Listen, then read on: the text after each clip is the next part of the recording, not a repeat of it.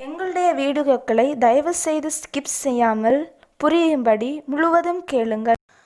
இந்த வீடியோவின் வார்த்தைகள் உங்கள் மனதை தொடுமானால் உங்கள் நண்பர்களுக்கும் தெரிந்தவர்களுக்கும் இந்த வீடியோவை பகிருங்கள். எங்களுடைய சேனலை இன்னும் சப்ஸ்கிரைப் செய்யவில்லை என்றால் சப்ஸ்கிரைப் செய்யுங்கள். அதுபோல எங்களுடைய வீடியோக்கள் உடனுக்குடன் கிடைக்க பக்கத்தில் இருக்கும் பெல் பட்டனை அழுத்துங்கள். கர்த்தர் தாமே உங்களை ஆசீர்வதிப்பாராக.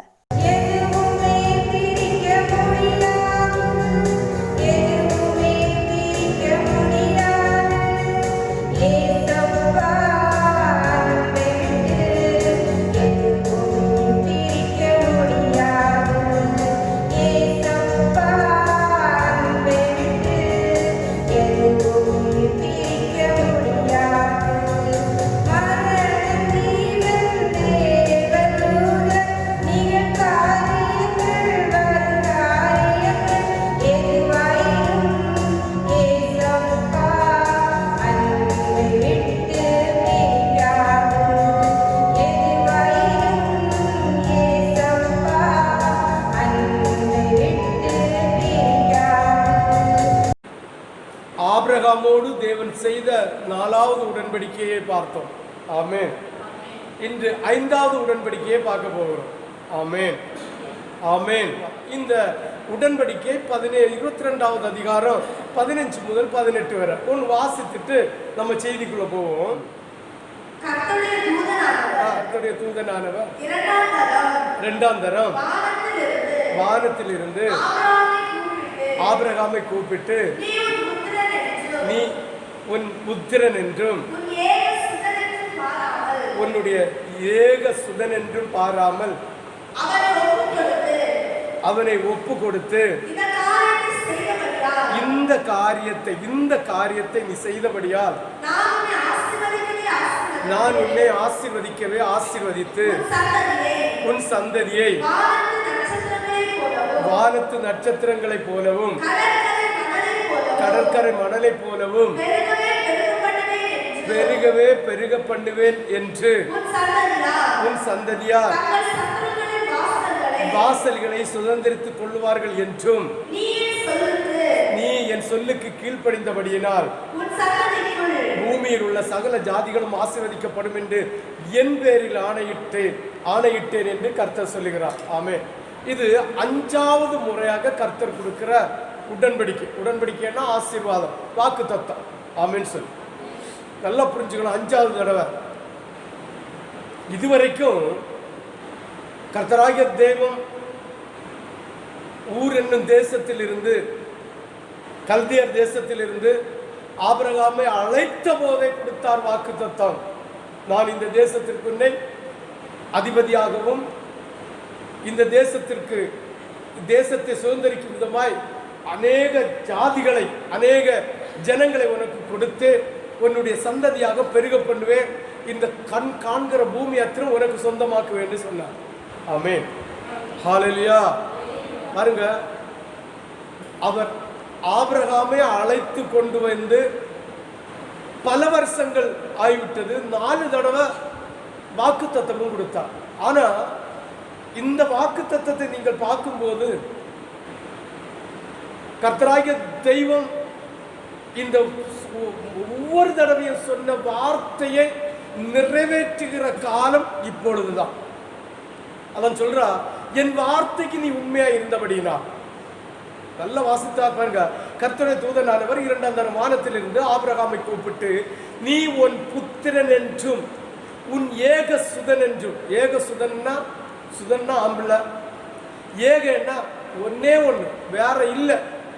ஏக ஒரே ஒரு பிள்ளையா புத்திரனா இருந்த அந்த பிள்ளைய என்னுடைய வார்த்தைக்கு கீழ்ப்படிந்து நீ இதை செய்தபடியினால், ஆமென், இந்த காரியத்தை செய்தபடியினால் உன்னை ஒரு சந்ததியை ஆசீர்வதிப்பேன்னு சொல்றார். அப்பதான் ஆசீர்வதிக்கிறார். இதுவரைக்கும் ஆசீர்வதிப்பேன் சொல்றாரு. இன்னைக்கு அவர் மேல ஆணையிட்டு கர்த்தர் ஆசீர்வதித்தேன் என்று சொல்லுகிறார். ஆமென், ஆமென். முளைச்சுதா, பூத்துதா, காய்த்துதா, பழம் பழுத்துதா, பறிக்கலாமான்னு நினைச்சிட விடாது. ஆமென். அந்த பூமியில அந்த தண்ணி நனைந்து பூமி பக்குவப்பட்டு விளை முளைச்சு இலைகள் விட்டு தளிர் வந்து அதுக்கு பூ பூத்து காய் காய்த்து பழம் அதாவது காய் காய்த்து அது கனி வர்க்கமாகி நம்ம புசிக்கணும். ஆமென் சொல்லு. ஹல்லேலூயா.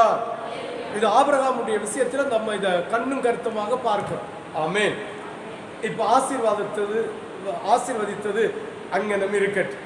ஆமென் சொல்லு. இதுல ஒரு 6 பாயிண்டோடு உங்களோடு பேச நான் கடமைப்பட்டிருக்கிறேன். ஆமென். ஹல்லேலூயா, ஹல்லேலூயா, ஹல்லேலூயா. பாருங்கள், 99வது வயசுல தொடக்கத்துல ஆபிரகாமை கர்த்தர் சந்திக்கிறார். அப்புறம் சொல்றார், உனக்கு ஒரு புத்திரனை தருவேன் என்று சொன்னார். ஆனா 100வது வயசுல தான் சாராள் கர்ப்பம் தரிக்கிறார்.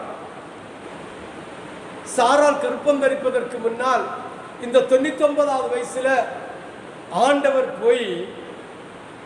போய் அவங்களோடு பேசும்போது இந்த சாராள் நகைக்கிறார். வாசி ஆதியாகமம் 18வது அதிகாரம் 1-15 வரை. 1-2 வாசி நான் உங்களுக்கு சொல்லி தருகிறேன். பின்பு கர்த்தர் சமபூமியிலே அவருக்கு தரிசனமானார். பாருங்க, பின்பு கர்த்தர் மம்ரேயின் சமபூமியிலே அவனுக்கு தரிசனமானார். அவன் பகலிலே உஷ்ண வேளையிலே, அதாவது சூடான நேரத்திலே கூடார வாசலிலே உட்கார்ந்து இருக்கிறான். வீட்டில் சூடு வந்தா எங்க இருப்போம்? கரண்ட் இல்லாத இருந்தா வீட்டு வாசலில். இதே போல அன்னைக்கு ஃபேன் ஒன்றும் கிடையாது, நல்ல உஷ்ண சூடு நேரம். இந்த சூடு நேரத்தில் ஆபிரகாம் வீட்டு வாசல்ல வந்து இருக்கிறார். ஆமென். இது யதார்த்தமான ஒரு காரியம். யதார்த்தமான, நீயும் நானும் உலகத்தில் இருக்கிற அத்தனை பிள்ளைகளும் செய்கிற ஒரு யதார்த்தமான காரியம். ஆமென். யதார்த்தமாய் இருக்கும்போது கர்த்தர் உன்னை சந்திக்கிற தேவன்.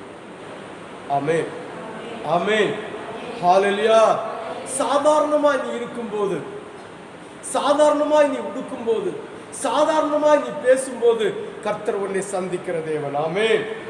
ஆபிரகாம் யதார்த்தமா அவன் வீட்டு வாசல்ல வீட்டுக்குள்ள உஷ்ணமா இருந்ததுனால வெளியில வந்திருக்கிறான். ஆமென். அதனால சட்டை போடாம, பனியம் போடாம, அந்த ஆடைகள் அணியாம அப்படியே நெஞ்சில் உள்ள மயிரெல்லாம் வெளியில காட்டிட்டு அப்படி ஜம்முன்னு வந்து இருந்திருப்பான். அப்படிதானே? அப்படிதானே? ஹலோ, அப்படிதானே?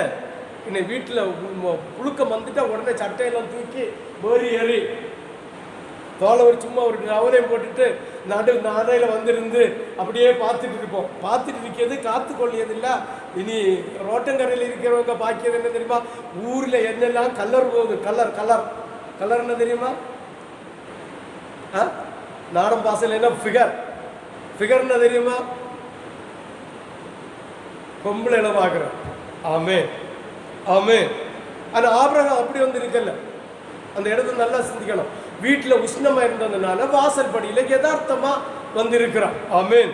அதனால சட்டையெல்லாம் களைஞ்சி தூர போட்டு வந்து இருக்கல. ஆமேன் சொல்லு. ஹல்லேலூயா. அவன் யதார்த்தமா இருக்கும்போது 2 மனுஷர்கள் வருகிறதை காண்கிறான். ஆமேன். தன் கண்களை ஏறெடுத்து பார்க்கும்போது இதோ 3 புருஷர்கள் அவனுக்கு எதிரே நின்றார்கள். அவர்களை கண்டவுடன் அவன் கூடார வாசலில் இருந்து அவர்களுக்கு எதிர்கொண்டு ஓடி தரை மட்டும் குனிந்து. ஆமேன். பாருங்க, 3 மனுஷர்கள். வேதம் சொல்லுது 3 மனுஷர்கள். ஆபிரகாமை விட பெரிய மனுஷன் உலகத்தில் இல்லை. ஆமென் சொல்லு. அப்போது இருந்த இடத்துலயும் ஆபிரகாமோட பெருசு ஒருத்தரும் இல்லை. ஆனா ஆபிரகாம் யாருடைய காலையும் விழ வேண்டிய அவசியம் இல்லை. ஆமென், ஹல்லேலூயா. அப்ப ஆபிரகாம் இந்த மனுஷனுடைய காலில் விழுந்ததுடைய நோக்கம், ஏன் விழுந்தான், எதற்காக விழுந்தான், மனுஷனுடைய காலில் ஏன் விழுந்தான்? ஆமென். நாம் சிந்திப்போமானால், ஆமென், ஆமென், அவன் தெய்வத்தை நிதானித்து அறியக்கூடிய அறிவை உடையவனாயிருந்தான். மனுஷனை பகுத்தறியக்கூடிய ஆற்றல் உடையவனாயிருந்தான். ஆமென், ஆமென் சொல்லு.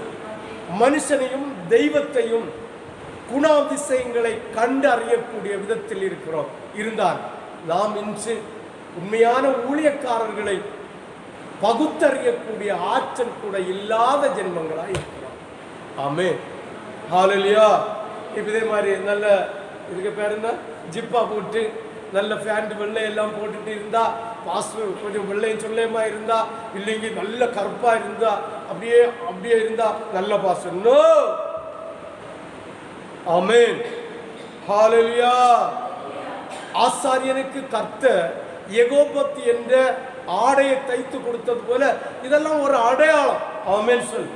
ஹalleluya. இந்த அடையாளத்தை பார்த்துட்டு என்ன செய்யப்படாது, பாஸ்டர் சொல்லிடப்படாது. ஆமென். ஹalleluya. அவர்களை பகுத்தறியக்கூடிய ஆற்றல் இருக்கணும். இன்றும் பிள்ளைகள் வந்து ஒவ்வொரு ஊழியக்காரனுடைய ஸ்பீச்சுகளை, செய்திகளை, இல்லை அந்த அவங்களுடைய ஆலோசனைகளை கேட்டு மனம் குழம்பி போகிற பிள்ளைகள் இப்பொழுதும் நம்முடைய சபையில் இருக்கிறார்கள். ஆமென். இதெல்லாம் கேட்கும்போது வேதனையான ஒரு காரியம். ஆமென். குழம்பி போக கூடாது. ஆமென். பகுத்தறியக்கூடிய ஆற்றல் இருக்கணும். ஆபிரகாமுக்கு அந்த ஆற்றலை கர்த்தர் கொடுத்து வைத்திருந்தார். பாருங்க, 3 மனுஷர்கள் வந்ததென்றால் இவன் எதிர்கொண்டு போகிறான். 3 மனுஷன், இவன் பார்க்காத மனுஷனா? எத்தனையோ ராஜாக்களை, அமலேக்கேன இல்ல எகிப்தியனை, எத்தனையோ பேரை பார்த்து பார்த்து பார்த்து வந்த பெரியவனை பெரியவனை பெரியவனை சிறியவனை எல்லாத்தையும் ஆசாரியனை பார்த்து பார்த்து வந்த ஆபிரகாமுக்கு மனுஷனை பார்த்ததும் முகங்குப்புறப்பட வேண்டிய சூழ்நிலை உருவாக்கி இருக்கிறது என்றால் அந்த மனுஷனை கண்டவுடன் தேவனுடைய சாயலை அந்த மனுஷனுடைய முகத்தில் ஆபிரகாம் கண்டான். ஆமென் சொல். ஹalleluya. ஹalleluya. இந்த பக்குவம் நம்ம அடைந்திருக்கணும். அப்பதான் ஒருவனும் நம்மை ஏமாற்ற முடியாது.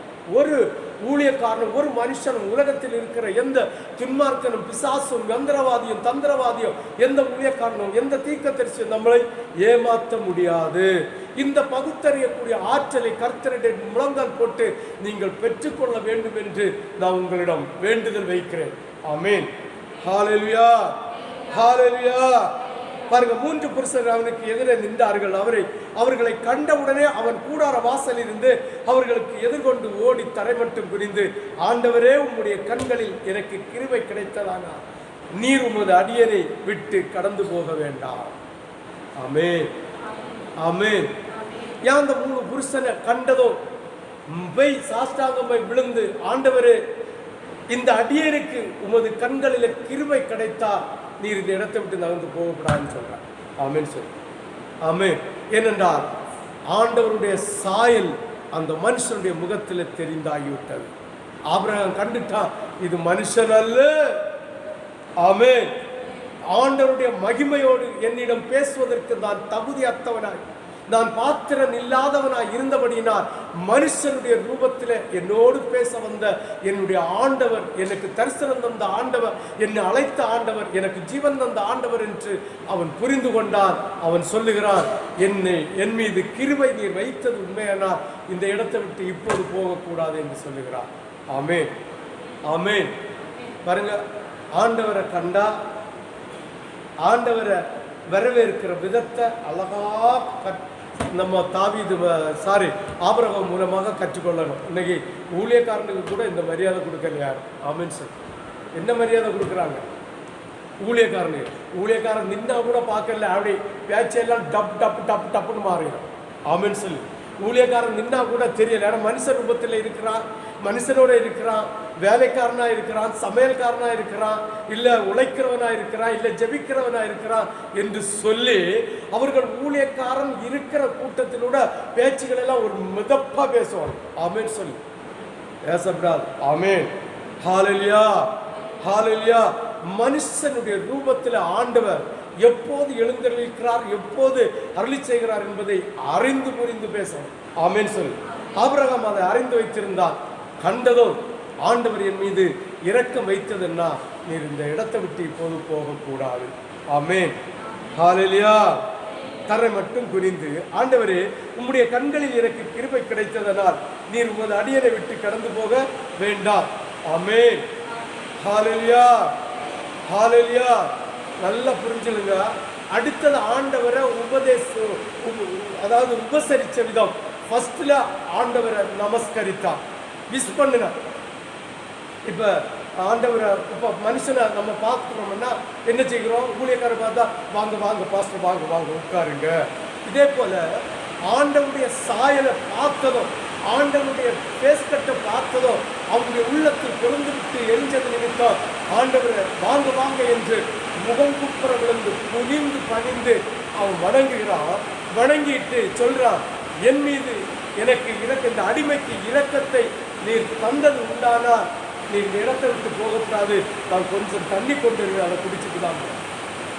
ஆமே ஆமே சொல்லு. ஹல்லேலூயா. பாருங்க, கொஞ்சம் தண்ணீர் கொண்டு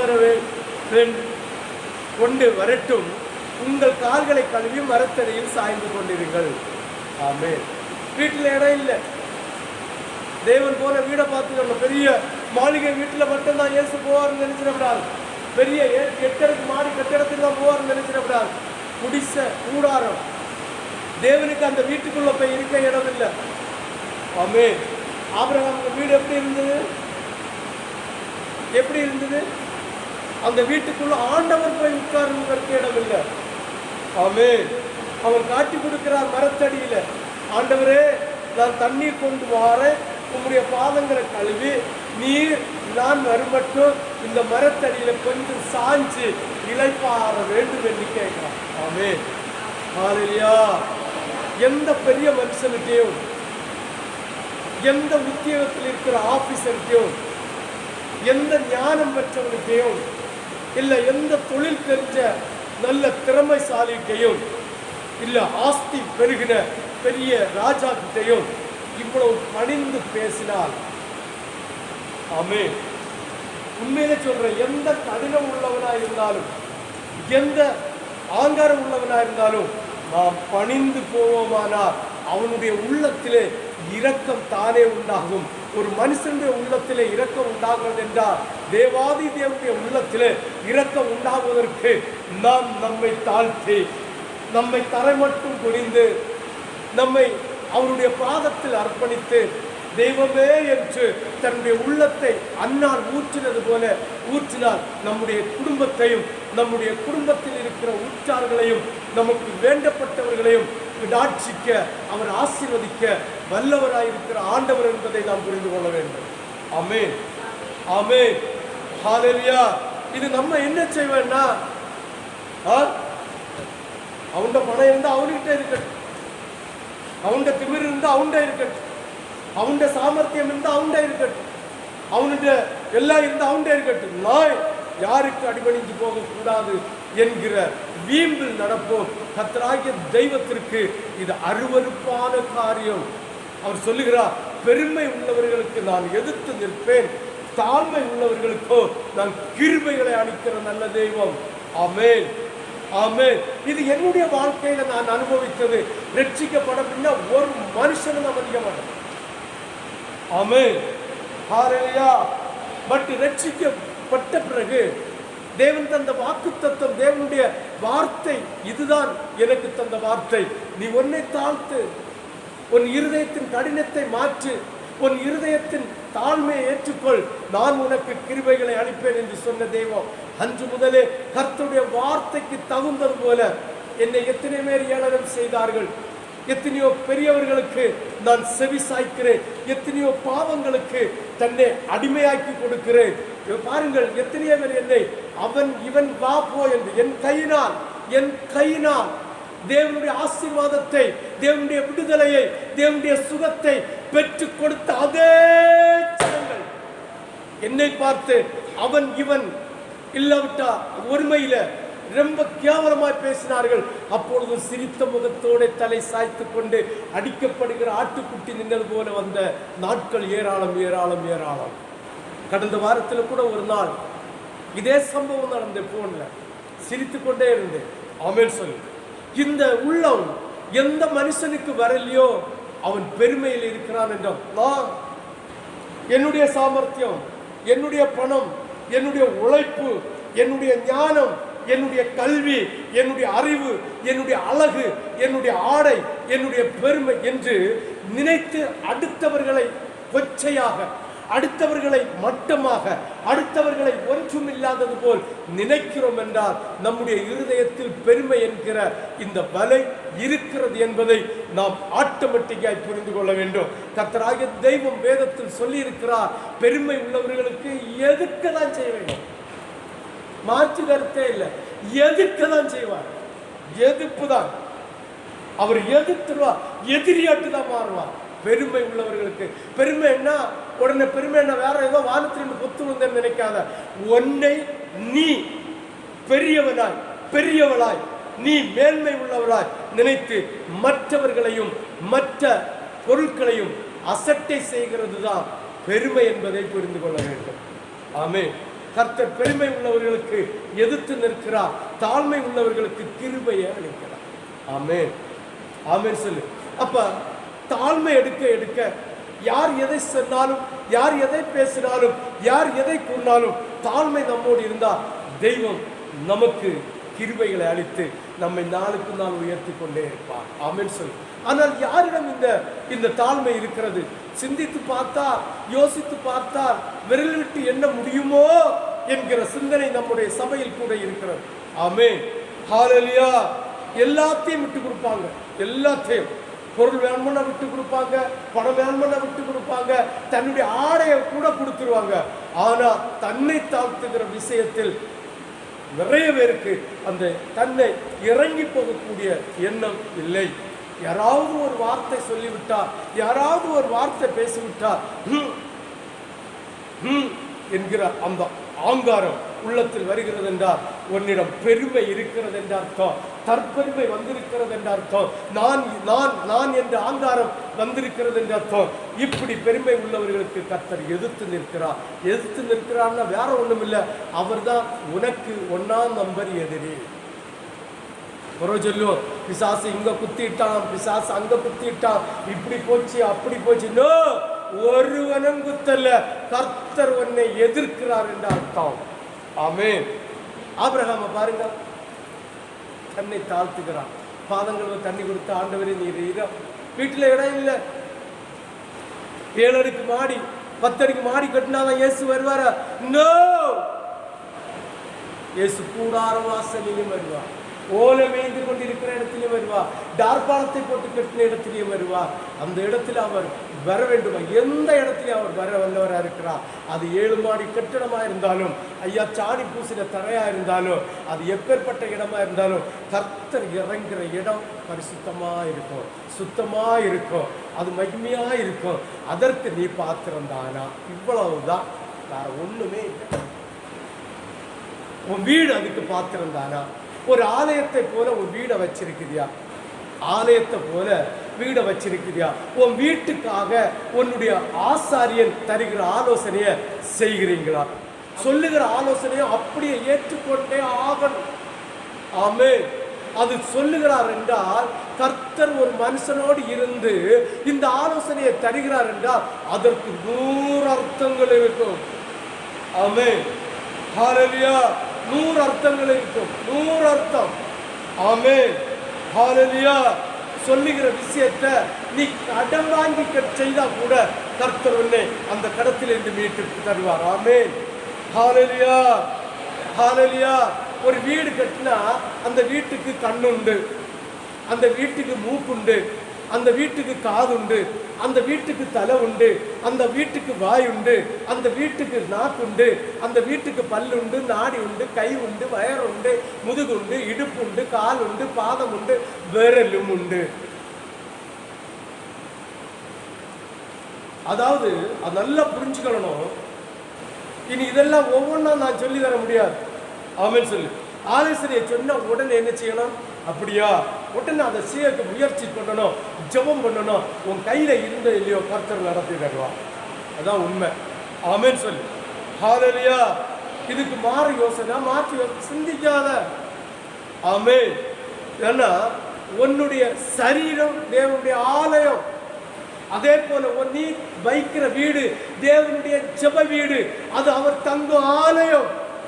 உன்னுடைய சரீரம் எப்படியோ அதே போலதான் நீ தங்குற வீடும். ஆமென். விரலுக்கு மேல ஒரு 100 கிலோ கல்லை தூக்கி வச்சிருந்தா நீ இந்த விரல் எடுத்து வேலை செய்ய முடியுமான்னு கேட்க முடியுமா? அந்த முடியாது. ஆமென் சொல்லு. ஹல்லேலூயா. அப்ப இந்த விரலுக்கு மேல இருக்க கல்லை தூக்கி பாதத்துக்கு அடியில போட்டே ஆகணும். ஆமென். ஹல்லேலூயா. ஹல்லேலூயா. இப்படி ஒவ்வொரு வழிமுறைகள் இருக்கு, வேதத்தில் இருக்கு. நீ படிச்சு தெரிந்து கொள், இல்லாவிட்டால் சொன்னா புரிந்து கொள். ஆமென். ஹல்லேலூயா. ஹalleluya, ஹalleluya. பாருங்க, இப்படி இந்த இந்த பிள்ளைய ஒதுக்கி விட்டா மணி அடிச்சுட்டு திரிகிறது போல அந்த வீட்டில் அவமானங்களும் நிந்தனைகளும் வந்துட்டு தான் இருக்கு. இது ஒரு வீடு இல்லை. பாருங்க, மேல் மாடி மச்சியில் உள்ள மேல் மாடியில் உள்ள ஒரு எனக்கு கைப்பிடிச்சவரை கட்டணும். ஆமே ஆமே. நானும் ஒரு இடத்தை கட்டாம போட்டிருக்கேன். எங்கன்னு சொல்லுங்க பாப்போம். புதுக்கோட்டை சர்ச்சுக்கு மேல. யாருக்கு நான் இன்ட்ரெஸ்ட் எடுக்கலைன்னா இன்னும் படி என்ன செய்யல, போடல. படி எப்போ வைக்கிறோமோ அப்போ மேல் வீட்டு அறை கட்டி ஆகணும். படி வச்சாலும் வைக்கலைங்கன்னு வேதத்துடைய வார்த்தை. மேல் வீட்டில் கைப்பிடிச்சவர் என்ன செய்யணும், கட்டி ஆகணும். ஆமென், ஹalleluya, ஹalleluya. இது இப்படிப்பட்ட காரியங்களை நம்ம வீட்டுக்கு சொல்லும் போது அதை அப்படியே ஏற்றுக்கொள்ளுங்க. உங்களுடைய சரீரத்துக்கு சொல்லும் போது ஏற்றுக்கொள்ளுங்க. ஆமென், ஆமென், ஆமென். உடனே வாஸ்து வாக்கியம் சொல்லிடக்கூடாது. ஆமென், ஹalleluya. பைபிள் காலேஜ் கூட ஒழுங்கா போகல, 10ஆம் கிளாஸ் வரை செம்மையா போகல. ஆமென். தோத்து தான் போனது. இனி வாஸ்து சாஸ்திரம் படித்த போக்கு என்ன நேரமும் இல்லை. ஆமென். கர்த்தர் சொல்லுகிறத நம்ம கேட்கணும், அவ்வளவுதான். ஆமென். அது கர்த்தர் தங்குற வீடு. உன்னுடைய சரீரத்தை எப்படி எல்லாம் வைக்கணும்னு கர்த்தர் சொல்லி இருக்கிறாரா இல்லையா? சொல்லி இருக்கிறாரா இல்லையா? ஆமென், சொல்லுங்க. இதே போல அவர் தங்குற வீடை எப்படி எல்லாம் செய்யணும்னு சொல்லுவாரா இல்லையா? சொல்லுவாரா இல்லையா? ஹலோ, சொல்லுவார் இல்ல? சொன்ன கேட்கணுமா? நம்ம சரீரத்தை சொன்னாலே கேட்க கொஞ்சம் அடிச்சியும். இப்ப எல்லாம் கொஞ்சம் கேட்குறீங்க. ஒரு 80% எல்லாம் கேட்குறீங்க. ஆமே, ஹalleluya. 20% தான் கேட்கல. ஆனால் வீடுகளை குறித்து, உங்களுடைய ஆசீர்வாதங்களை குறித்து, உங்களுடைய நிலபலங்களை குறித்து, உங்களுடைய வருமானங்களை குறித்து, உங்களுடைய தொழில்களை குறித்து சொல்லும்போது என்ன பண்ண முடியுமா? எனக்கு யார் இருக்கா? எனக்கு அப்பா இருக்காதா, அம்மா இருக்காதா? எனக்கு யார் செய்து தருவா? ஆண்டவர் மட்டும் போதும். ஒரு மனுஷனை யாரும் நம்பாதீங்க. என்னுடைய அனுபவத்தின் ரீதியாக சொல்றேன். அது சொந்தமா இருந்தாலும் சரி, பந்தமா இருந்தாலும் சரி, அருவகாரலா இருந்தாலும் சரி, ஒரே விசுவாசியா இருந்தாலும் சரி, நம்பாத. ஆண்டவரை மட்டும் நம்பு. மற்ற விசுவாசிகளை, தேவ பிள்ளைகளை கனம் பண்ணு.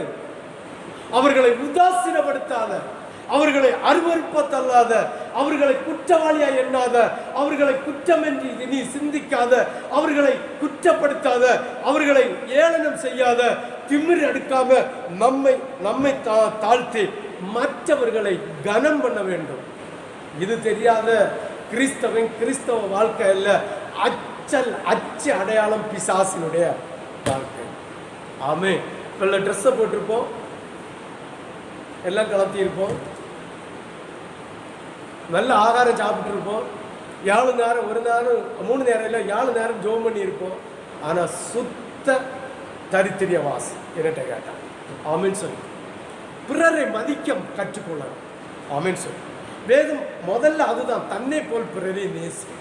பிறரை மதிக்க கற்றுக்கொள்ளாத எந்த மனுஷனும் நிர்மூலமாகி தான் போகும். ஆமென்.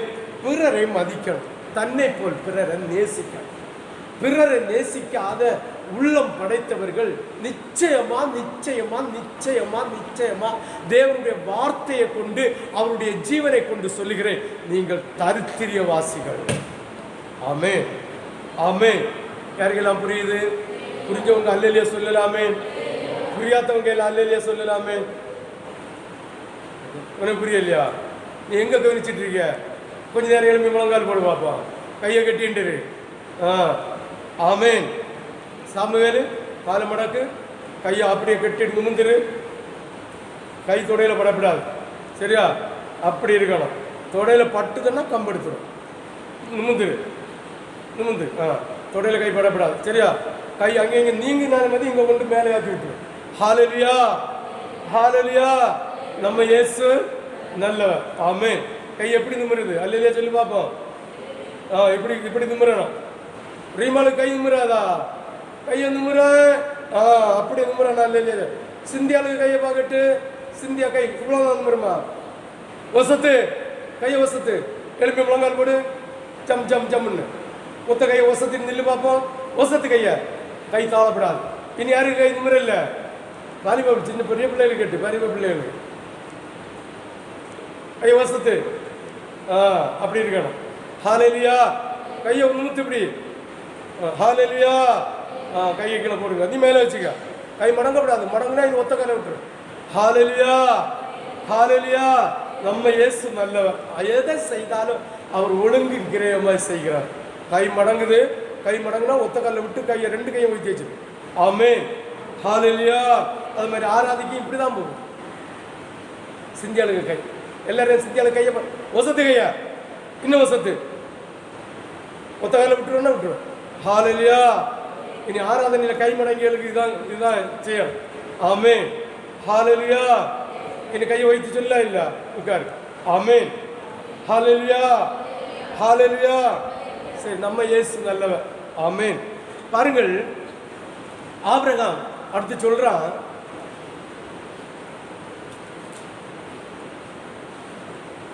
நீங்கள் உங்கள் இருதயங்களை திடப்படுத்தி கொஞ்சம் அப்பம் கொண்டு வருகிறேன், அப்புறம் நீங்கள் உங்கள் வழியே போகலாம், இதற்காகவே அடியேன் இடம் வரைக்கும் வந்தீர்கள் என்றார். ஆமென். பாருங்க, நீங்கள் உங்கள் இருதயங்களை திடப்படுத்த கொஞ்சம் அப்பம் கொண்டு வருகிறேன், அப்புறம் நீங்கள் உங்கள் வழியே போகலாம், இதற்காகவே அடியேன் இடம் வரைக்கும் வந்தீர்கள் என்றார். அதற்கு அவர்கள் நீ சொன்னபடி செய்ய என்றார்கள். ஆமென் ஆமென் ஆமென் ஆமென் ஆமென். பாருங்க, நம்ம ஒரு ஆளுக்கு ஒரு உதவி செய்யணும்னா எதிர்பார்ப்பு இல்லாம செய்யவே மாட்டோம். 190% ஏதோ ஒரு விதத்தை நான் எதிர்பார்த்து தான் செய்வேன். நான் ஒரு ஆளுக்கு ஒரு விடுதலையை வாங்கி கொடுத்தா ஒரு எதிர்பார்ப்பு நிச்சயம் எதிர்பார்த்து தான் செய்வேன். பாப்பனா பார்க்க மாட்டேனா?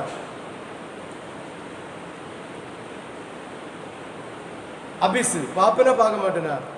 என்ன பார்ப்பேன் சொல்லுவா? முழங்கால் படி சொல்லு, சத்தமா சொல்ல. என்ன எதிர்பார்ப்பேன்?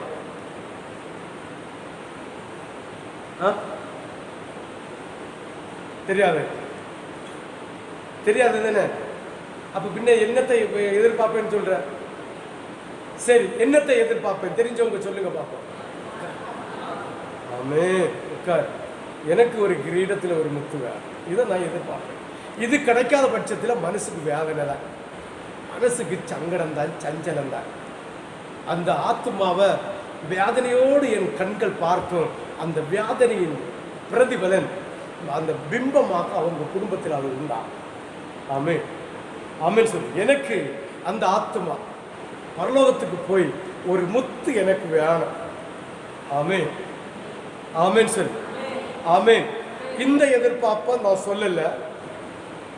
மனுஷன் உலகத்தில் எதையும் எதிர்பார்த்து மனுஷனுக்கு செய்யப்படாது.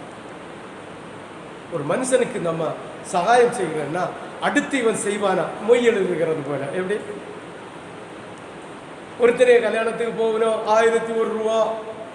ஜான் கிறிஸ்டோபர் 1001 ரூபா வியனூர். அடுத்த பார்க்கணும் 1001 ரூபா சரியா. அடுத்தது ஜான் பிரைட் முதலார் கிறிஸ்டோபர் வீட்டுக்கு கல்யாணத்துக்கு 1002 ரூபா. 1001 ரூபா அது கூட கொடுக்கணும். அதுலேயும் 1100 ரூபா. இந்த எதிர்பார்ப்பு நீங்கள் மனசுக்குள்ள ஒரு ஆளுக்கு ஒரு உதவி செய்து இல்லை ஏதாவது ஒன்று செய்து அதை திரும்ப செய்ய எதிர்பார்த்தா கல்யாண வீட்டில் மொய் எழுதுறதுக்கும் இதுக்கும் வித்தியாசமே இல்லை. ஆமென் சொல்லு. ஆமென் சொல்லு. நீ எதை செய்கிறாயோ அதை பரத்திலிருந்து கர்த்தர் உனக்கு செய்வார். இதுதான் உண்மை. நீ தேவனிடம் எதிர்பார்க்கணும். நான் எதிர்பார்க்கிறேன், தெய்வமே இந்த ஆத்மாவுக்காக நான் இவ்வளோ உபவாசம் இருந்தேன், இவ்வளோ ஜெபம் பண்ணினேன், இந்த ஆத்மாவை எனக்கு நீர் பரலோகத்தில் தரணும். நீர் நினைச்சாதான் இது முடியும், மனசினால் இது முடியாதுன்னு நான் யாரை எதிர்பார்க்கணும்? என் ஆண்டவராகிய கிறிஸ்துவை எதிர்பார்க்க வேண்டும். ஆமென். இதே போல நீ மனுஷனுக்கு ஒரு உதவி செய்தால் ஒரு ஹெல்ப் செய்தால், ஒரு நன்மை செய்தால், நீ அந்த மனுஷனிடம் எதிர்பார்க்கிறாய் என்றால் உன்னை போல நிர்பாக்கியவனும் நிர்பாக்கியவதியும் உலகத்திலே யாருமே இருக்க முடியாது. நீ எதிர்பார்க்க வேண்டியது ஆண்டவரிடம். ஆண்டவரே, என்னால் என் திராணிக்கு முடிஞ்ச நன்மைகளை பிறருக்கு நான் செய்கிறேன். நீர் என்னை கண்விழித்து பாரும் அப்பா. நீர் எனக்கு இரக்கத்தை காட்டும். என் பிள்ளைகளுடைய படிப்பை பாரும். எங்கள் பிள்ளைகளுடைய திருமணங்களை பாரும். எனக்கு தங்குவதற்கு ஒரு வீடை நீர் பாரும். நீங்க பாருங்க அப்பான்னு இயேசுவை நம்பினால் அவ்வளவும் பரிபூர்ணமாய். கோணலா போனா கூட கர்த்தர் அதுல ஒரு குழப்பத்தை உண்டு பண்ணி நம்ம பணத்தை, நம்ம ஆசீர்வாதத்தை, நம்ம செல்வத்தை சூறையடித்து கொண்டு போகாமல் இருக்க கர்த்தர் நின்று கொண்டு அற்புதத்தை செய்ய வந்தார். ஆமென். ஆண்டவரை நம்பினார். ஆண்டவரை நம்பினார். ஆபிரகாமுக்கு எத்தனையாவது வயசுலேயே விழிச்சு பறக்கி எடுத்து 75 வயசுலேயே பிள்ளை தரும், உனக்கு ஒரு புத்திர பாக்கியத்தை தருவேன்னு சொல்லி 99வது வயசுல பின்னம் வந்து அழைச்சி என்ன சொல்லாரு, இனி ஒரு உற்பத்தி காலத்தில் உனக்கு ஒரு பிள்ளை வராங்க.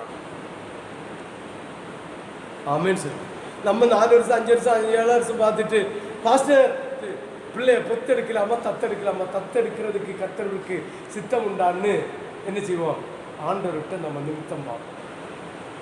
ஆமேன்னு சொல்லி ஹல்லேலூயா ஹல்லேலூயா. ஆண்டவர் விசுவாசிக்கணும். சாரா கூட விசுவாசிக்கல. ஆபிரகாம் குனிஞ்சு முகங்குப்புற விழுந்துட்டு நினைச்சியாய், இந்த கணவனுக்கு நீ எங்க எனக்கு பிள்ளை பிறகு. ஆமென். ஆனாலும் ஆண்டவருக்கு செய்ய வேண்டிய கடமை அவன் செய்தான். பணிஞ்சான், முகங்குப்புற விழுந்தான், பணிந்தான். ஆமென். இருதயத்தில் சொன்னது ஆண்டவர் பார்த்து, நீ நகைக்காத ஆபிரகாமே. காரணம் விசுவாசிக்க முடியாது. ஆமென் ஹல்லேலூயா. இப்ப ஆபிரகாமும் 100 வயசு, அவனுடைய வாலிபன் செத்தாச்சு. சாராளுக்கு எத்தனை வயசு? 90 வயசு. அவளுக்கு கர்ப்ப பாத்திரமும் செத்தாச்சு. இனி ஒரு பிள்ளை கிடைச்சுன்னா நம்ப முடியுமா? நம்ப முடியுமான்னு கேட்க. ஆனா நம்பி ஆகணும். இந்த ஆபிரகாமுக்கு வாலிப வயதின் புது பலனையும், இந்த சாராளுக்கு புதிய வாலிப பிள்ளையின் புதிய கர்ப்பத்தையும் கொடுத்து அவர்களுடைய அந்யோன்ய வாழ்க்கையிலும் வாலிப பிள்ளைகளுடைய வாலிப வயசினுடைய சந்தோஷத்தை அடைய செய்தார் என்பதை புரிந்து கொள்ள வேண்டும். ஆமென் ஆமென். அதனால 70 வயசாகி போச்சு, 80 வயசாகி போச்சு, இனி எங்க அந்த சலிப்பு கொட்டாது. ஆமென் சொல்லு. அவர் காண்டாமிருகத்துக்கு ஒத்த பலனை தந்து கொண்டிருப்பார். ஆமென் சொல்லு. ஆமென் சொல்லு. ஹலோ, கேட்குதா? கடைசி வர சலிப்பு என்ன செய்யப்படாது?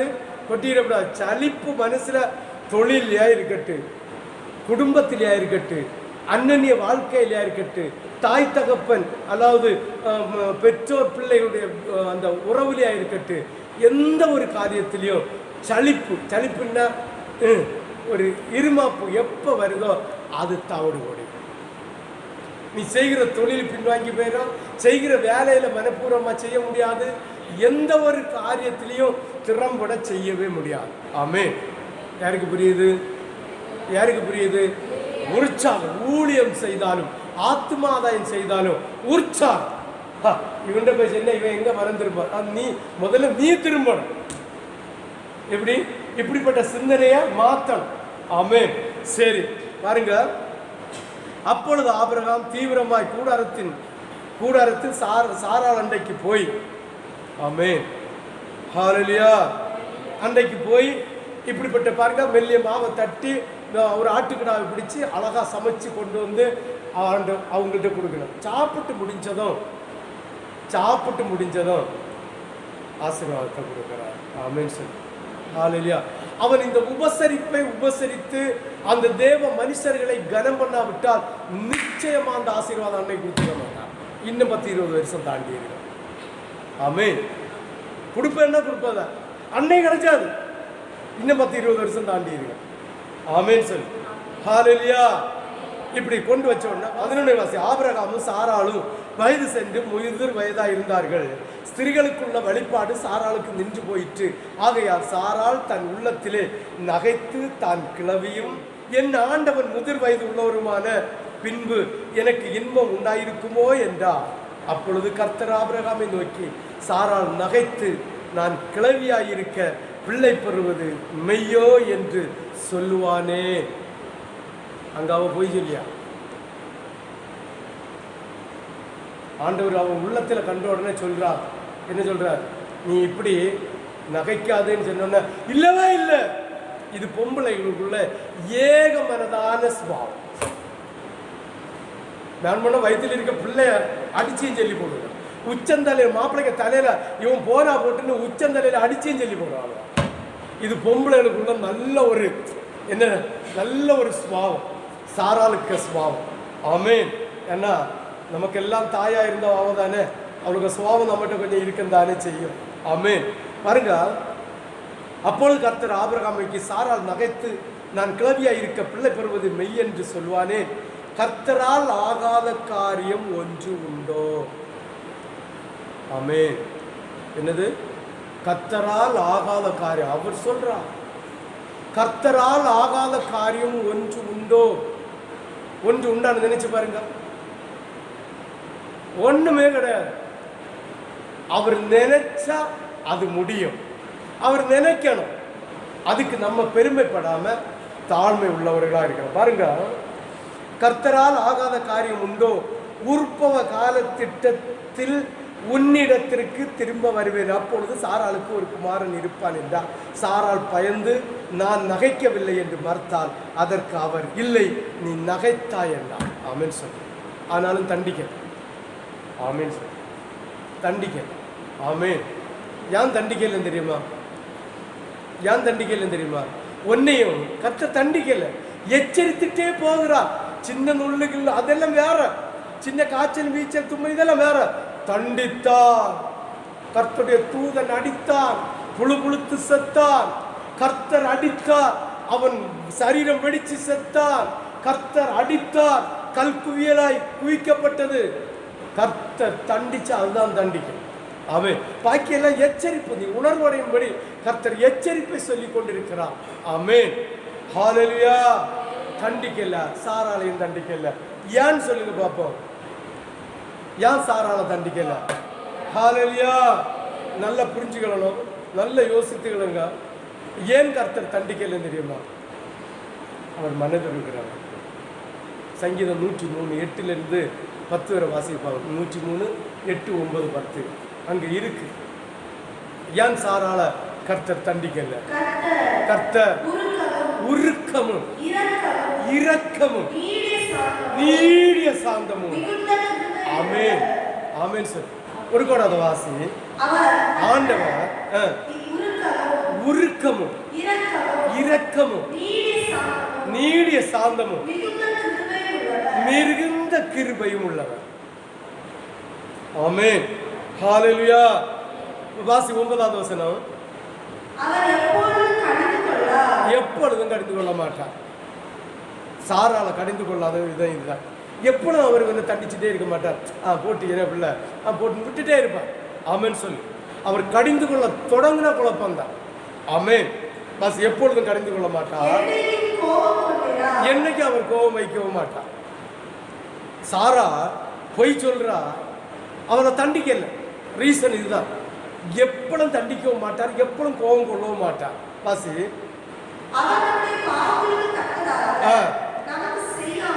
செய்யாமலும் நம்முடைய அவருடைய பாவத்துக்கு தக்கதாக நமக்கு செய்யாமலும்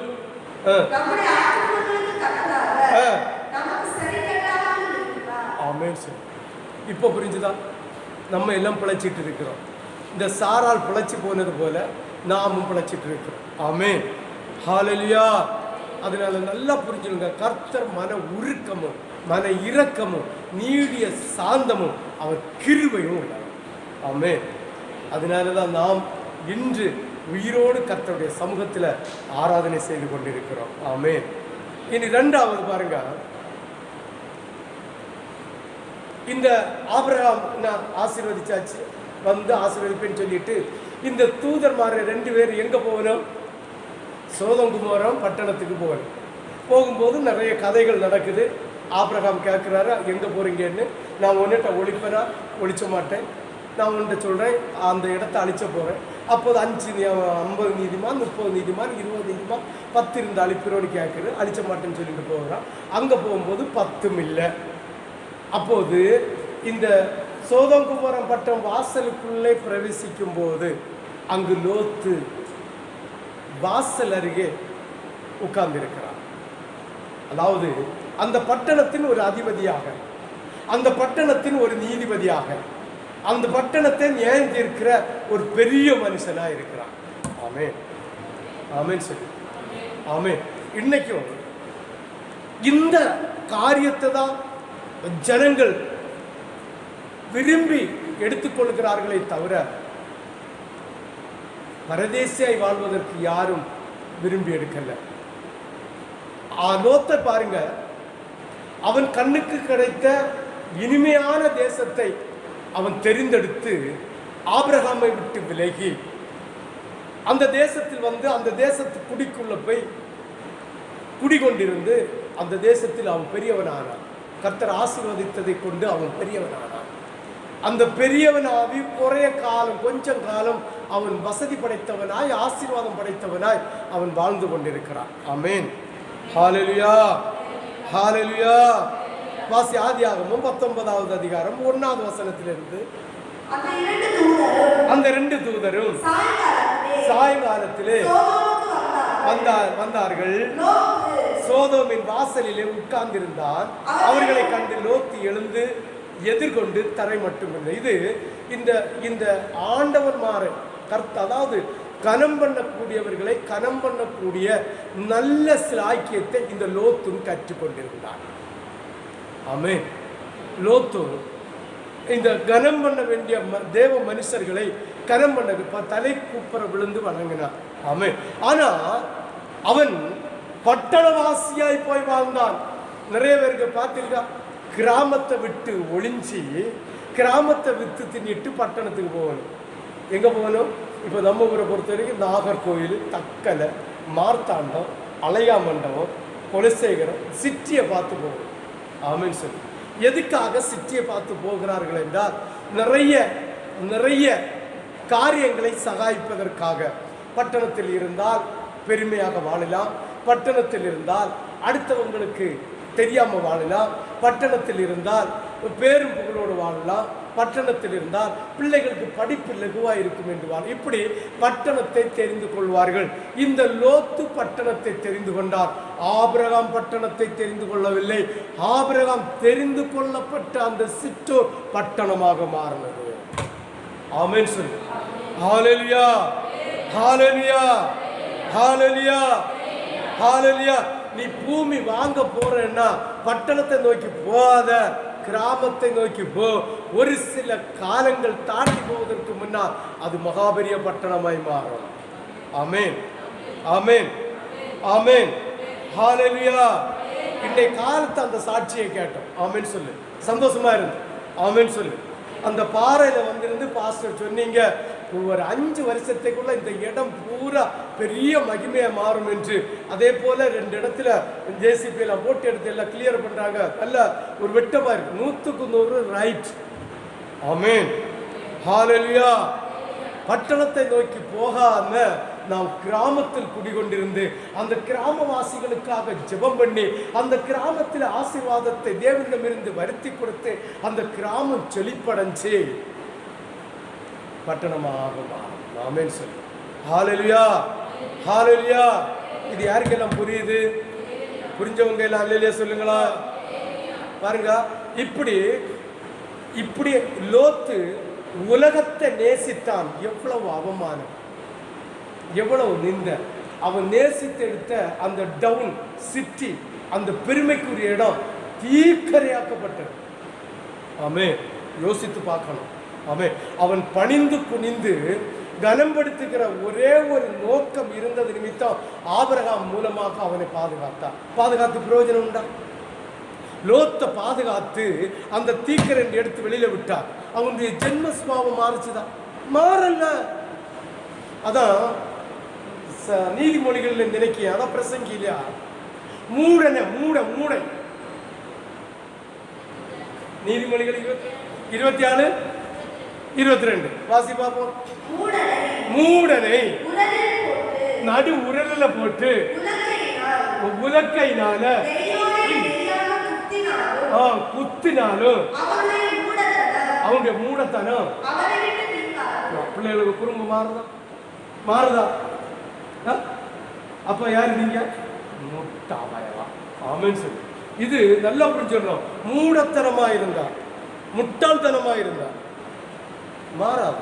நல்ல பிள்ளைகளா, இயேசுக பிள்ளைகளா, செல்ல பிள்ளைகளா இருந்தா, அம்மா அப்பா ஒரு தடவை சொல்லி, பாஸ்டர் ஒரு தடவை சொன்னா அது மாறுமா மாறாதா? இப்படி இருக்கக்கூடாது. முட்டாள் போல மூடனை போல நம்ம இருக்கக்கூடாது. எவ்வளவுதான் சொன்னாலும் காதுல யாராவது ஜென்ம சுபாவம் டப்பு டப்பு டப்பு டப்பு டப்பு டப்புன்னு பட்டாசு கொளுத்து விட்டு அது போல வரக்கூடாது. அவனுக்கு தான் இந்த வார்த்தை. ஒரு தடவை சொல்லி 2 தடவை சொல்லி 3 தடவை சொல்லி அது கேட்காதவனுக்கு தான் இந்த வார்த்தை. நெய்யை போட்டு நெய் வெளியில வர்றதுக்கு குத்தினாலும் மூடத்தனம் மாறாதான். ஆமென், ஹல்லேலூயா. பாருங்க, இந்த இந்த இதே மாதிரி தான் இந்த லோத்து இவ்வளவு பாதுகாத்து இவ்வளவு விட்ட பிறகும் அவனுடைய மூடத்தனம் மாறல. பாருங்க, இவ்வளவு கஷ்டத்துல எல்லாத்தையும் தீக்கரை ஆக்கி எல்லாம் விட்டு வெளியில வந்த பிறவைக்காவது இவன் ஆபிரகாமுடைய அழைப்பை நினைச்சு, ஆபிரகாமுடைய அழைப்பை ஒரு விசை நினைத்து திரும்ப ஆபிரகாமுடைய போய் சரண் அடைந்திருக்கலாமா இல்லையா? அமீரா போகணும். என் சித்தப்பனாவது கொத்தப்பனாவது நாய். ஆமே, பட்டணத்தில் இருந்த பட்டணவாசியா. சரி, ஆதியா பாருங்க கொடுத்த ஆதியாகமும் 19வது அதிகாரம் 11வது வசனத்தை வாசி. ஆதியாகமும் 19:11. தெரு வாசலில் இருந்த சிறியோரும் 19 வாசி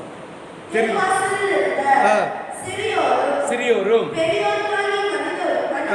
பாருங்க குருட்டு ஆட்டம் பிடிக்க பண்ணினார். அப்பொழுது அவர்கள் வாசலை தேடி தேடி அடைந்தார். பாருங்க, அந்த கர்த்தர் நல்ல புரிஞ்சுக்கணும். இந்த இடத்த நல்லா புரிஞ்சுக்கணும். கர்த்தர் ஒரே அடியா நம்மளை தீர்த்து கட்டுகிறவர் அல்ல.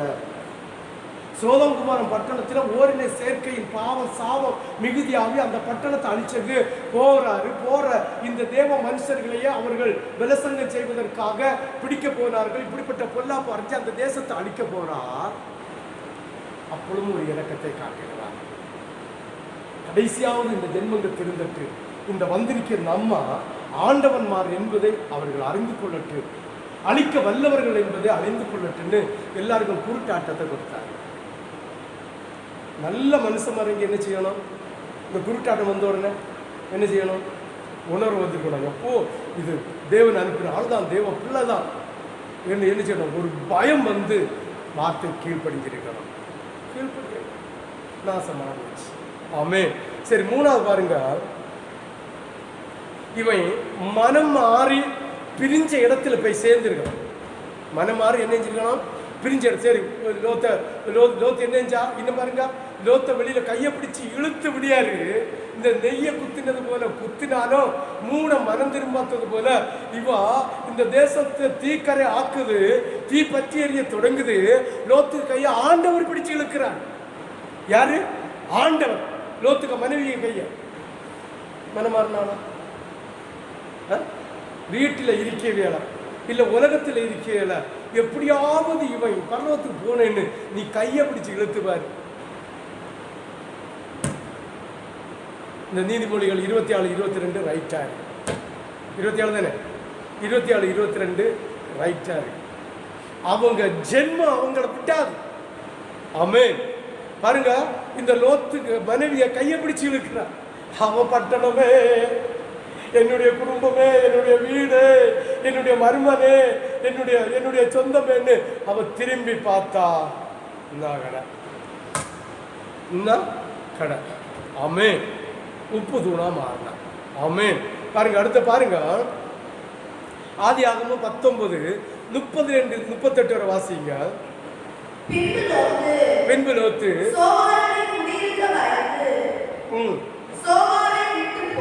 போய் அவனும் இவன் நல்ல லோத்தா இருந்தா என்ன செய்யணும்?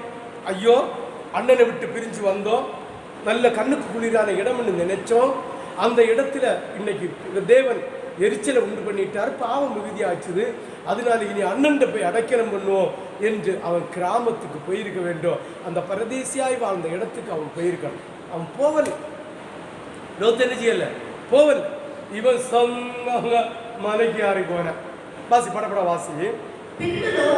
பின்பு லோத்து பயந்து போய் அவனோடு கூட அவனுடைய 2 குமாரத்திகளும் அங்கே அவனும் அவனுடைய 2 குமாரத்திகளும். அப்பொழுது மூத்தவன் இளையவனை பார்த்து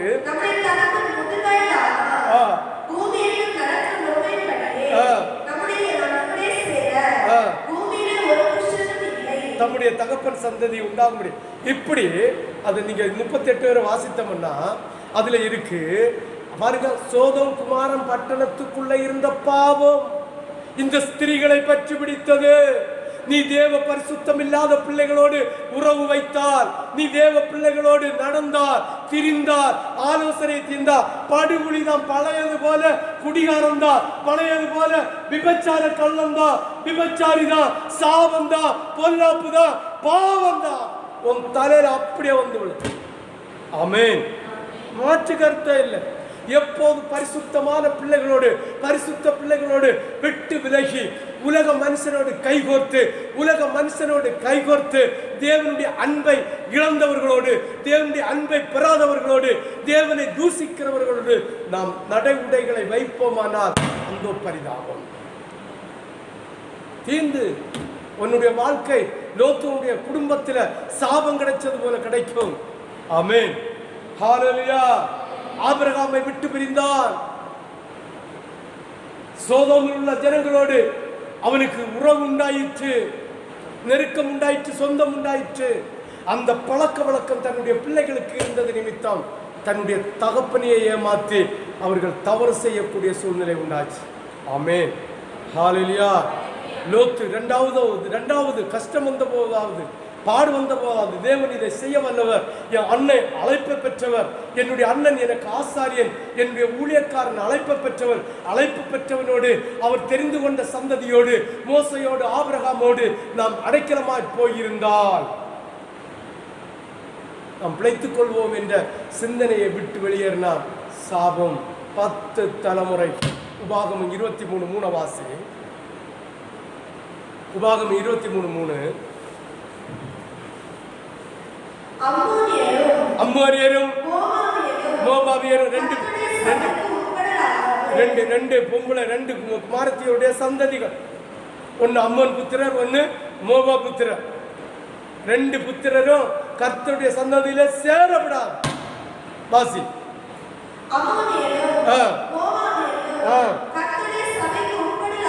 ஆகாது. 10 தலைமுறை மட்டும். ஆமென். சாபம். ஆமென். யாருக்கெல்லாம் புரியுது? அப்ப உணர்வு வர வேண்டும், உணர்வு வர வேண்டும். லோத்தை போல இல்ல, ஆபிரகாமை போல. ஆமென். 4வது பாருங்க, ஆபிரகாம் திரும்பவும் தவறு செய்கிறான். அமலேக்கு கிட்ட சகோதரி என்று சொல்லி பொய் சொல்றான். திரும்பவும் ஆதியாகமம் 20வது அதிகாரம் 7வது வசனத்தை வாசி. அப்படியே நடந்து கொண்டு வரும்போது அந்த கர்த்தருடைய வார்த்தைக்கு கேட்டு திரும்பவும் அவன் பரதேசி அடுத்த தேசத்துக்கு வரும்போது மனைவியை அனுப்பிவிடு. பாருங்க, இப்ப சாரால திரும்பவும் சகோதரி, அவன் சொன்னதுல பொய் கிடையாது, ஆயினும் மனைவி என்று சொல்லாமல் சகோதரி என்று சொன்னான். திரும்பவும் பிடிச்சு வச்சுட்டா அமலேக்கை சொன்னா பிடிச்சு வச்சா. அவனை திருமணம் பண்ண போக்குள்ள முறைப்படி எல்லாம் செய்யும்போது ஆண்டவர் போய் குறுக்க நிற்கிறார். ஆமென் சொல்லு. ஹல்லேலூயா. நீ தேவனுடைய பிள்ளையா இருந்தா, நீ தேவனுடைய அன்பை பெற்ற பிள்ளையா இருந்தா, ஒரு தவறு நிமித்தம் பாடுகளும் வேதனைகளும் உனக்கு வரும்போது ஆண்டவர் குறுக்கே நின்று உன்னை பாதுகாக்கிற தேவன். மனுஷன் ஒருபோதும் குறுக்கே நிற்க மாட்டான். ஒரு மனுஷி குறுக்கே வந்து நின்று உன்னை பாதுகாக்க மாட்டான். ஆண்டவர் வந்து குறுக்கே நின்று பாதுகாப்பா. ஆமென். வாசி அந்த வசனத்தை. மனைவியை அனுப்பிவிடு, அவன் ஒரு தீர்க்கதரிசி, நீ பிழைக்கும்படிக்கு. நல்லா புரிஞ்சுக்கணும். உனக்காக வேண்டுதல் செய்கிறவர்களுக்கு ஒரு துரோகமும் நீ செய்யக்கூடாது. இதுதான் இந்த அதிகாரத்தினுடைய உண்மை. உனக்காக வேண்டுதல் செய்கிறவர்களுக்கு ஒரு பைசாய்க்கு, ஒரு துரும்புக்கு, ஒரு வார்த்தைக்கு, ஒரு செய்கைக்கு துரோகம் செய்தால் கர்த்தர் நின்று கொண்டு அதன் மூலமாக சபிக்கிற தேவன். ஆமென் சொல்லு. ஹல்லேலூயா. பாஸ்டர் முகத்தை பார்த்து அது 1 ரூபாயா இருந்தாலும் சரிதான், 1 கோடி ரூபாயா இருந்தாலும் சரிதான், துரோகமான வஞ்சனையான காரியத்தை நாம் செய்வோமானால் கர்த்தர் குடும்பத்தில் ஆண் வாரிசுக்கு கர்த்தர் சாபத்தையும், பெண் வாரிசுக்கு அந்த ஆசீர்வாதத்தின் பிரதிபலியை கண்டிப்பா அவர் கட்டளையிடுவார் என்பதை நாம் புரிந்து கொள்ள வேண்டும். ஆமென். தலைமுறையா அந்த சாபம் பின்வாங்கி போகாது. ஆமென். ஆமென் சொல்லு. ஆமென். இந்த சாபம் முறியுமா முறியாதா? ஆமென். அவர்கிட்ட ஒரு பொருளை வாங்க பிடிக்கும். எத்தனை ரூபாய்க்கு பொருள்? 100 ரூபாய்க்கு பொருள். நான் 100 ரூபா கொடுத்து முடியும் சுந்தர் சிங் அண்ணன்டா. அதுலேயும் 1 லட்சம் ரூபாய்க்கு பொருள் வச்சுருவா. வந்து விலை 98,000 ரூபா. விலை 98,000 ரூபா. ஆமென். ஹல்லேலூயா. ஆனால் எங்குமே 1 லட்சம் ரூபா தான். ஆமென். எங்குமே 1 லட்சம் ரூபா தான். ஆமென். அவன் கடைக்காரன் சொல்கிறான், சுந்தர் சிங் அண்ணன்டா, நான் 1, 2, 1, 3, 1, 5க்கு விற்கிறேன், 1 ரூபாயில் குறைஞ்சி நான் விற்கல, நீங்கள் ரெடி பைசா கொண்டு வந்ததுனால, நீங்கள் தெரிஞ்சதுனால உங்களுக்கு 2,000 ரூபா குறைச்சி தரேன்னு 98,000 ரூபாய்க்கு வாங்குறீங்க. ஏன்டா வந்து என்ன சொல்லணும்? காசு வந்து 1 லட்சம் ரூபா நீங்கள் சொன்னது போல. ரைட். கேவலம் 2,000 ரூபா. அதுக்கு 2 ரூபாயா இருந்தாலும் சரிதான், 2 ரூபாயா இருந்தாலும் சரிதான், அது 20 ரூபாயா இருந்தாலும் சரிதான், 2 லட்சமா இருந்தாலும் சரிதான், அது ரூபா தான். அதை பாஸ்டரிடம் ஏமாத்துகிறது என்றால், பாஸ்டரிடம் பொய் சொல்லுகிறது என்றால் நிச்சயமா குடும்பத்தில் சாபம் வந்து சேரும். ஆமென் சொல்லு. ஹல்லேலூயா. கர்த்தர் கணக்கு வைக்கிறதுல ஒரு துளி கூட மாறாது. ஆமென். ஒரு இம்மி அளவு கூட என்ன செய்யாது, மாறா. அப்படி சுத்த கையா வைப்பார். ஆமென் சொல்லு. ஹல்லேலூயா. ஹல்லேலூயா.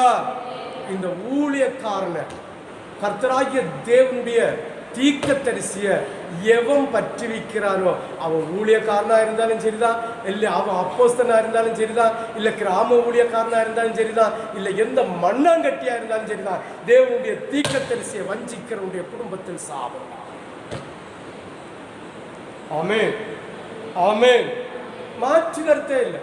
இது பீட்டர் சொல்லியான்னு நினைச்சிடக்கூடாது. பாசி அந்த வசனத்தை ஒரு விஷயம் கூட, மனைவியை அனுப்பிவிடு, அவன் ஒரு தீர்க்கதரிசி. நல்லா புரிஞ்சுக்கணும். ராஜாவிட்ட சொல்றாரு, அமலேக்கு அந்த தேசத்தினுடைய அரசன் சொல்றாரு, நீ பிழைக்கும்படிக்கு உன்னுக்காக விண்ணப்பம் வைக்கிறவன் அவன், அவனுக்கு நீ துரோகம் செய்தால் நீ நாசம் அடைந்து போவான். ஊழியக்காரன்னா சும்மா ஊழியக்காரன்னா சும்மா பைபிள் ஒன்றும் தூக்க மாட்டான். அவனை பொன்னாக புடமிட்டு வச்சிருப்பார். இந்த பொன்னாக புடமிடணும்னா ஒரு பொண்ணை உருக்கி அதில் உள்ள கழிவெல்லாம் மாற்றி வரன் பண்ணால் பொண்ணை எவ்வளவு சூடில் உருக்கி அதை ஒரு வடிவத்தில் கொண்டு வருவார் என்பதை புரிஞ்சு கொள்ளணும். காடு மேடு அடித்து சாபம் பாவத்தை செய்து அநியாய விக்கிரகாராதனையை கலந்து கொண்டு சாபத்தீடானது அடி சண்டை நோவு அது இது ஆங்காரம் ஆணவம் திமிரு அடங்காப்பிடாரியா தெரிஞ்ச ஒரு மனுஷனை அவர் பொன்னாக விளங்க செய்ய வேண்டுமானால் எத்தனை தடவை புடமிட்டு அவனை உருக்கி பக்குவப்படுத்தி இருப்பார் என்பதை புரிந்தார். எத்தனை தடவை சரீரத்தில் வேதனை, துக்கங்கள், ஆத்மாவில் வேதனை, சரீரத்தில் பாடுகளும் உருக்கி எடுத்து அந்த மனுஷனுக்கு நீ துரோகம் செய்வாயானா? அந்த பரிதாபம் மாற்று கருத்தே கிடையாது. ஆமென். ஹல்லேலூயா. சரி, இதுக்கு பரிகாரம் உண்டா? இந்த பாவத்துக்கு பரிகாரம் உண்டா? உண்டு. ஆண்டவர் அவனுடைய சொல்றார், உனக்காக பரிந்து பேச வல்லவனான அவனுக்கு நீ துரோகம் செய்யாத. ஆமென். அப்படியே வாருங்க பார்ப்போம். கடைசியில 20வது அதிகாரத்துல 18வது வசனத்தை வாசிங்க. ஆபிரகாம் தேவனை நோக்கி வேண்டிக் கொண்டார். அப்பொழுது தேவன் அவன் மனைவியையும் அவன் வேலைக்காரியையும் குணமாக்கி பிள்ளை பெறும்படி அனுகிரகம் பண்ணினார். ஆபிரகாமுக்கு விரோதமாக இந்த சதியை, இந்த தீங்கை செய்ய நினைத்த அமிலேக்குடைய குடும்பத்திலையும் என்ன சாபம் வந்தது? மலடு கற்பத்தை அடைச்சு வச்சு போட்டார். கேவலம் கொஞ்சம் தான். ஆபிரகாம் தன்னுடைய மனைவின்னு சொல்லல, சகோதரின்னு சொன்னா ஒரு விதத்தில் அது ரைட். ஆனா தீர்க்கதரிசியின் கர்த்தர் தெரிந்து கொண்ட தேவ புதுளையினுடைய குடும்பத்துல அவன் துரோகம் செய்ய தீர்மானித்தான். கர்ப்பத்தை அடைச்சு வச்சுட்டார். அப்ப எந்த விஷயத்துல வஞ்சிக்கிறாயோ அந்த விஷயம் உனக்கு அடப்படுகிறது என்று அர்த்தம். மாற்று கருத்தே இல்லை. இதில் யோசிக்க எந்த ஒரு இடமும் இல்லை. ஆமென் சொல்லு. ஹல்லேலூயா. இந்த அமலேக்கு இவளுடைய கர்ப்பத்தை சூறையாட நினைத்தார். அந்த குடும்பத்தில் இருந்த கர்ப்பத்தை எல்லாம் அடைத்து வைத்தார். இவன் பணத்தை சூறையாட நினைத்தார். இவனுடைய பணத்தை எல்லாம் கர்த்தர் தடை செஞ்சு போடுவார்.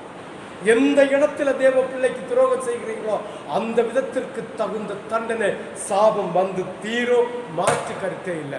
இதுக்கு பரிகாரம் உண்டா? அதே ஆபிரகாம் முழங்கால நின்று கேட்கணும். அதே ஆபிரகாம் விண்ணப்பம் வைக்கணும். ஆண்டவரே, அமலேக்குக்காக இறங்குங்கப்பா, அமலேக்குக்காக இறக்கப்படுங்கப்பான்னு கேட்டா அந்த பாவம் நீங்கி போகும். இப்படி இந்த ஊழியக்காரனுடைய வார்த்தைக்கு, ஊழியக்காரனுடைய பேச்சுக்கு, ஊழியக்காரனுடைய பணத்துக்கு, ஊழியக்காரனுடைய காரியத்திற்கு வஞ்சித்தது உண்மை என்றார், நீங்கள் பொய் சொன்னது உண்மையானால் ஊழியக்காரனிடம் இருந்து மன்னிப்பு கேட்கலாம். கேட்டால் அந்த சாபம் நீங்கி போகும். அந்த சாபத்துக்காக அது யாரா இருந்தாலும், தேவனுடைய பிள்ளைக்கு துரோகம் செய்திருந்தார், நினைத்திருந்தார், அவனோடு நீங்கள் வந்து மன்னிப்பு கேட்டால், அவன் திறப்பில் நின்றால் அந்த சாபம் மாறி குணமாகும். இல்லாவிட்டால் குணம். வேதத்துல இந்த இடத்தை நல்லா புரிஞ்சுக்கணும். வேதத்துல முத ஒரு மனுஷன் ஆண்டவரிடம் விண்ணப்பம் வைத்து சுகத்தை கொடுத்த இடம் இந்த இடம் தான். அதுக்கு முன்ன ஒரு இடத்திலையும் ஆண்டவரிடம் விண்ணப்பம் வைத்து சுகம் கொடுத்ததில்லை.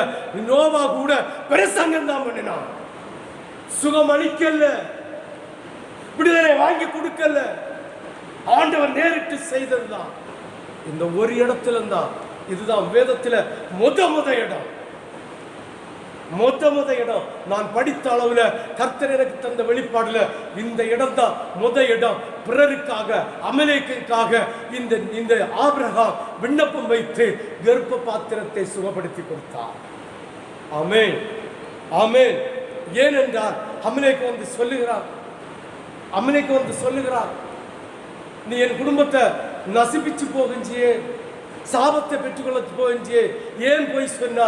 உனக்கு நான் இதுக்கு இரட்டத்தனையா நூறத்தனையான பிரதிபலனை, பொன்னும் வெள்ளியும் கழுதையும் கோமாரி கழுதையும் ஒட்டகங்களையும் தருகிறேன், எனக்காக நீ விண்ணப்பம் செய் என்று கேட்டான். இதே போல யாரா இருந்தாலும் சரிதான், அது சின்ன பிள்ளை வாலிப பிள்ளைகளா இருந்தாலும் சரிதான், ஊழியர்களுடைய வார்த்தைக்கு வஞ்சனம் செய்தது உண்டை என்றால், பொய் சொன்னது உண்டானால், இல்லை பொறாமை சொன்னது உண்டானால், இல்லை வஞ்சித்தது உண்டானால், பணத்தில் பொருள் ஆஸ்தியில வஞ்சித்தது உண்டானால், ஊழியக்காரன் தனிமையில் வந்து சொல்லலாம், ஆண்டவர் இறக்கப்படுவார். என்னை உருவாக்கின ஆண்டவர் இறக்கப்படுகிறார். இருக்கிறீங்க. அதனால்தான் சொல்லுகிறேன், சாபம் நிச்சயமா தலைமுறைக்கு மாறாது. சாபம் நிச்சயமா தலைமுறைக்கு மாறாது. சிந்தித்து பார்க்க வேண்டும், யோசித்து பார்க்க வேண்டும். பட்டயத்தை கையில தூக்குறவன் வெறுமை தூக்க மாட்டான். உன்னையும் உன் குடும்பத்தையும் உன்னுடைய சுற்றட்டாரத்தையும் வெளிப்படுத்தி தருகிற தேவன் கூட இருக்கிறது நிமித்தம்தான் இந்த கனமான ஊழியத்தை செய்ய முடியும். இது பீட்டருடைய முயற்சியினாலேயோ, பீட்டருடைய வைராக்கியத்தினாலேயோ, பலத்தினாலேயோ நடக்கிற ஊழியங்கள் அல்ல. இவ்வளவு ஜெபமும் இவ்வளவு ஊழியம் இல்லைங்க, பீட்டர் என்னைக்கு செத்திருப்பான். அவனை பெட்டியில வச்சு கல்லறையில கொண்டு அடக்கம் பண்ணி இருக்கணும். இந்த சதை ஊழியம் செய்யாவிட்டா அது அவ்வளவுதான், துர்நாற்றம் வந்துடும். ஆமென், ஹalleluya.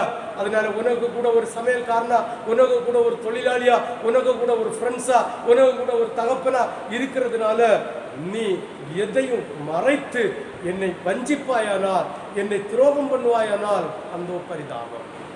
ஆமென், ஹalleluya, ஹalleluya, ஹalleluya, ஹalleluya. யாருக்கெல்லாம் புரியுது? இதுக்கு பரிகாரம் உண்டு. இந்த அமலேக்கு ஆபிரகாமிட்ட போய் தன்னை தாழ்த்தினது போல ஊழியக்காரன் வந்து தன்னை தாழ்த்தினார். குடும்பத்தில் சாபம் இல்லை, இல்லாவிட்டால் தலைமுறைக்கு சாபம். ஆமென். பாருங்க, 5 வருகிறோம் உடம்படிக்கு. ஆமென். இத்தனை வருஷமா பிள்ளை இல்லை, இவ்வளவு செய்தியை நம்ம கேட்டுட்டு இருக்கிறோம், இவ்வளவு காரியங்களை நம்ம பேசிக்கொண்டு இருக்கிறோம். ஆபிரகாமுக்கு இன்னும் பிள்ளை இல்லை, ஒரு பிள்ளையை கொடுக்குறாரு. ஒரு பிள்ளைய பெற்றெடுக்கிற ஒரு ஆண் பிள்ளை, ஒரு ஆண் பிள்ளை கொடுக்கிறாரு. சந்தோஷம் இருக்குமா இருக்காதா? இந்த செய்தியில, இனி வர செய்தியில பெரிய ஒரு நல்ல ஒரு கருத்து இருக்கு. ஆமென், ஹalleluya, ஹalleluya, ஹalleluya, ஹalleluya. பாருங்க, ஒரு பிள்ளை பிறக்குது. 21வது அதிகாரம்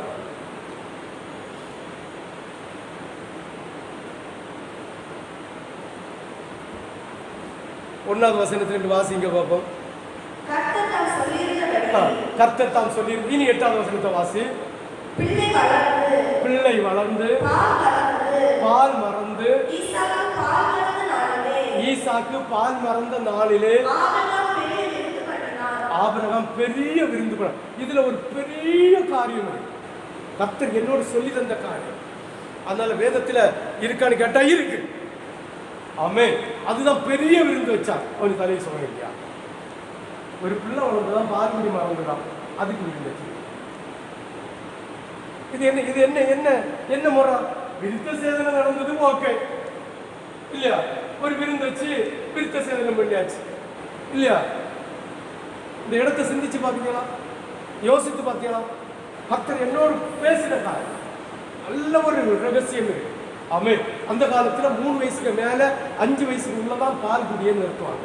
மேக்சிமம் 5 வயசு. நல்லா புரிஞ்சுங்க.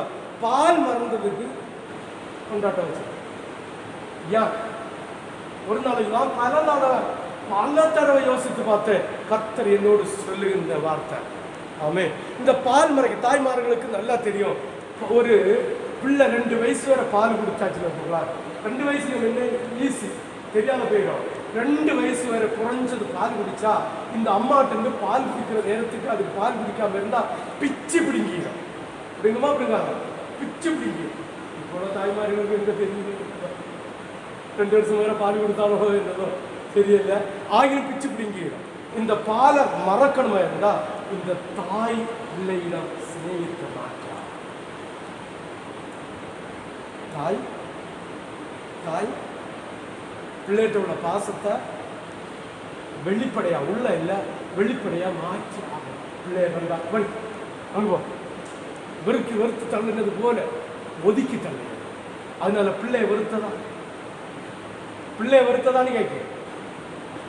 இந்த தாய் இந்த பிள்ளைய பால்குடி மறப்பதற்காக புறந்தள்ளும் போது உண்மையிலே தாய் அந்த பிள்ளைய வெறுக்குதா? இல்லை.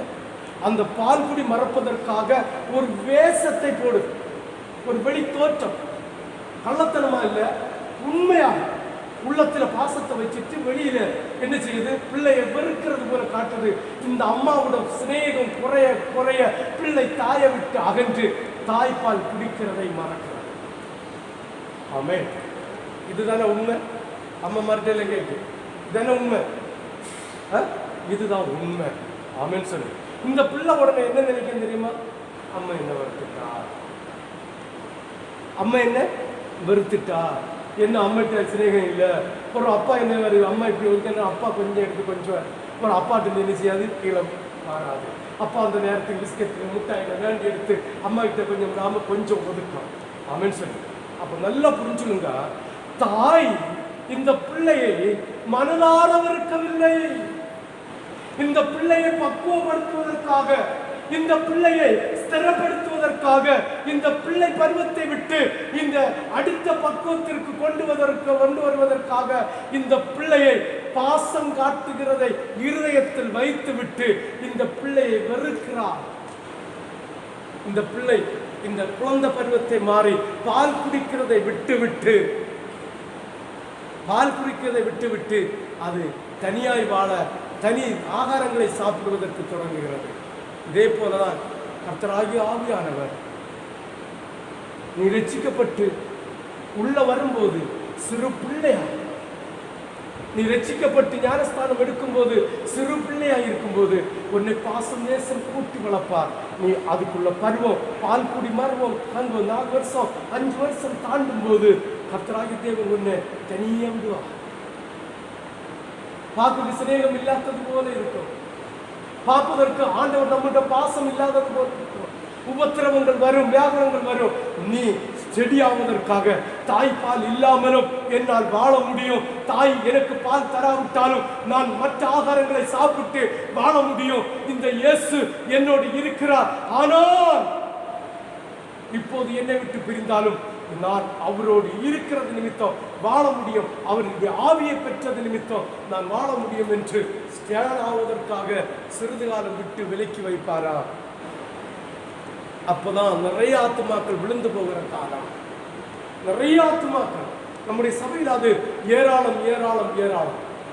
அந்த பருவம் முடிகிறது வரைக்கும் பாஸ்டர் அப்படிதான் இருப்பாரு. பிள்ளை பிள்ளை பிள்ளை பிள்ளை பிள்ளை நினைச்சிட்டு கொஞ்சம் முதிர் வாய்ந்தோன்னு அடுத்தது அப்படியே விட்டு அடுத்த பிள்ளையை பார்ப்பாரு. இது என்ன செய்யணுமா? பாஸ்டர் என்கிட்ட பேசுனே இல்லை, என்கிட்ட பேசவே இல்லை, பாஸ்டர் என்ன பேசவே இல்லை. எல்லாரும் சிந்திச்ச நாட்கள் உண்டு. ஒருவேளை 1-2 விட்டு வீழ்ச்சியா இருக்குமோன்னு தோணுது. எல்லாரும் சிந்திச்ச நாள் உண்டு. ஆமே, அது அல்ல.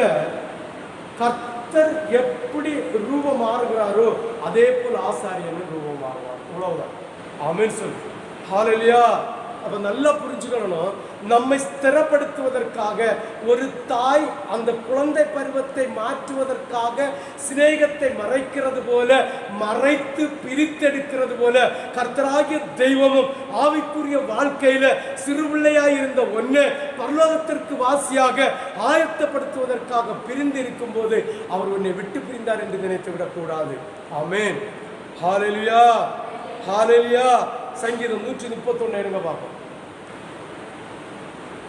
அது 4 வசனமா 5 வசனமா இருக்கு.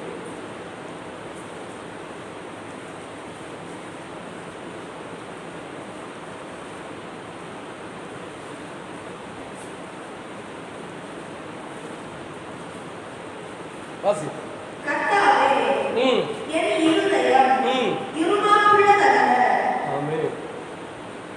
இந்த அனுபவம் தாவீதுக்கு வந்து அவன் சொல்றான் பாருங்க. இந்த குழந்தை பருவம் மாறுவதற்காக, இந்த பால்குடி மாறுவதற்காக தாய் தன் பிள்ளையை சிநேகத்தை குறைத்து பிரித்து வைக்கிறது போல ஆண்டவர் சிறிது காலம் தாவீதை விட்டு விலகி இருந்தார். அப்போது தாவீது சொல்றான், நான் மோசமான இருதயம் உள்ளவன் அல்ல. யார் சொன்னது? நீ மோசமான இருதயம் உண்டுன்னு யாரு சொன்னது? தாவீது சொல்றான். ஆண்டவர் திரும்ப அவருடைய கேட்கிறார், உன்னிடம் அப்படி சொன்னது யாரு? உள்ளவன் அல்ல, என் கண்கள் பெருமையான காரியங்களை தேடுகிறதும் அல்ல, பெரிய காரியங்களிலும் எனக்கு மிஞ்சின கர்மங்களிலும் நான் தலையிடுகிறதும் இல்லை. பால் மறந்த குழந்தையை போல. ஆமென் சொல்லலாமே, ஆமென் சொல்லலாமே, ஆமென் சொல்லலாமே. பால் மறந்த குழந்தையை போல நான் என் ஆத்மாவை அடக்கி அமர பண்ணினேன். என் ஆத்மா பால் மறந்த குழந்தையை போல இருக்கிறது. ஆமென் சொல்லு. ஆமென். அப்ப கர்த்தர் நம்மை தைரியப்படுத்துவதற்கு, நம்மை பலப்படுத்துவதற்கு, விசுவாசத்தில் நிலை நிற்பதற்கு கர்த்தர் என்ன செய்வார்? சிறிது விலகுவார். இந்த பால் குடி மறந்த பிள்ளையை இருதயம் எப்படி வியாகுலப்படுமோ அம்மா நினைச்சு கரு. இந்த தாய் தனிமே இருந்தாலும் தனிமையிலிருந்து அழியாது. உண்மையாக 3 வருஷம் 4 வருஷம் 5 வருஷம் இப்போ என்ன 2 வருஷத்துல எங்க அடிச்சிருக்கணும்? எங்க அனுப்பினான்? பால் கொடுத்து பிள்ளைய பாசம் நேசம் காட்டி வளர்க்க வேண்டிய வயசுல எங்க அனுப்பினான்?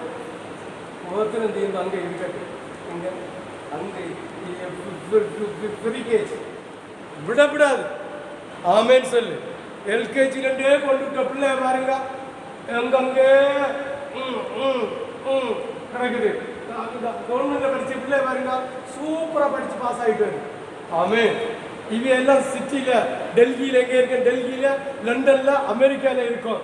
இன்னும் எப்படி கடைசி காலத்துல அம்மா மாறு அப்பா மாறு அதை பார்க்கும், எப்படி அந்த ஸ்நேகம் அதை பார்க்கும். அடுத்தது தலைநோக்கணும் யாரு? டீச்சர். இந்த வீடு வந்தா வந்து தீரண்டா, இதுக்கு ஓத்துறது தாங்க முடியல. பின்ன இனத்துக்கு பெற்ற அப்படியே அந்த ஹாஸ்டல்ல விட்டுற வேண்டியதானே. ஆமேன்னு சொல்லு.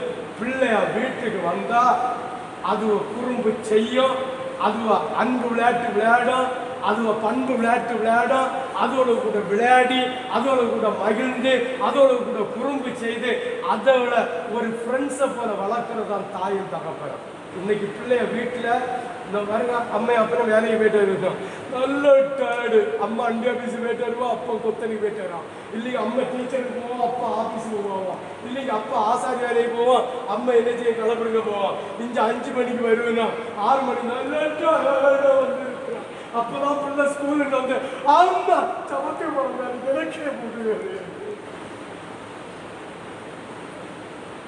இதான் பிள்ளை வளர்ப்பு. வேதம் நமக்கு அப்படியே சொல்லி தருது. ஆமென், ஹல்லேலூயா. நீ வேலைக்கு போகாம இரு, அதை நான் சொல்ல வரல. ஆனா பிள்ளைகளுக்கு முறைப்படி வளர்க்கணும். 10 வயசு வர அப்படி சம்மன் வளர்க்கணும். சம்மன் இருக்கணும், வாஞ்சன வரணும். ஏன்னா அவர்களை போல நீங்க மாறணும், விளையாடணும். அவங்க கூட நீயும் விளையாடணும், அவங்க கூட நீ இருக்கணும், அவங்க கூட நீ சமைக்கும் போது பிள்ளை ஓத்துற உடனே செல்லு கொடுத்து அம்மா மாதிரி கொடுத்து கத்திய மேலே கையை வச்சு இருந்தோமாக்கா நான் மாறணும். வண்டு டீ வண்டு என்ன பொம்மை எல்லாம் வாங்கி கொடுக்கணும். இப்போ பொம்மை எல்லாம் போச்சு. இந்த செல்லுல வர பொம்மை தான் எல்லாம் இருக்கு, பார்த்துட்டு. அது பொண்ணு போல பார்த்து பொண்ணா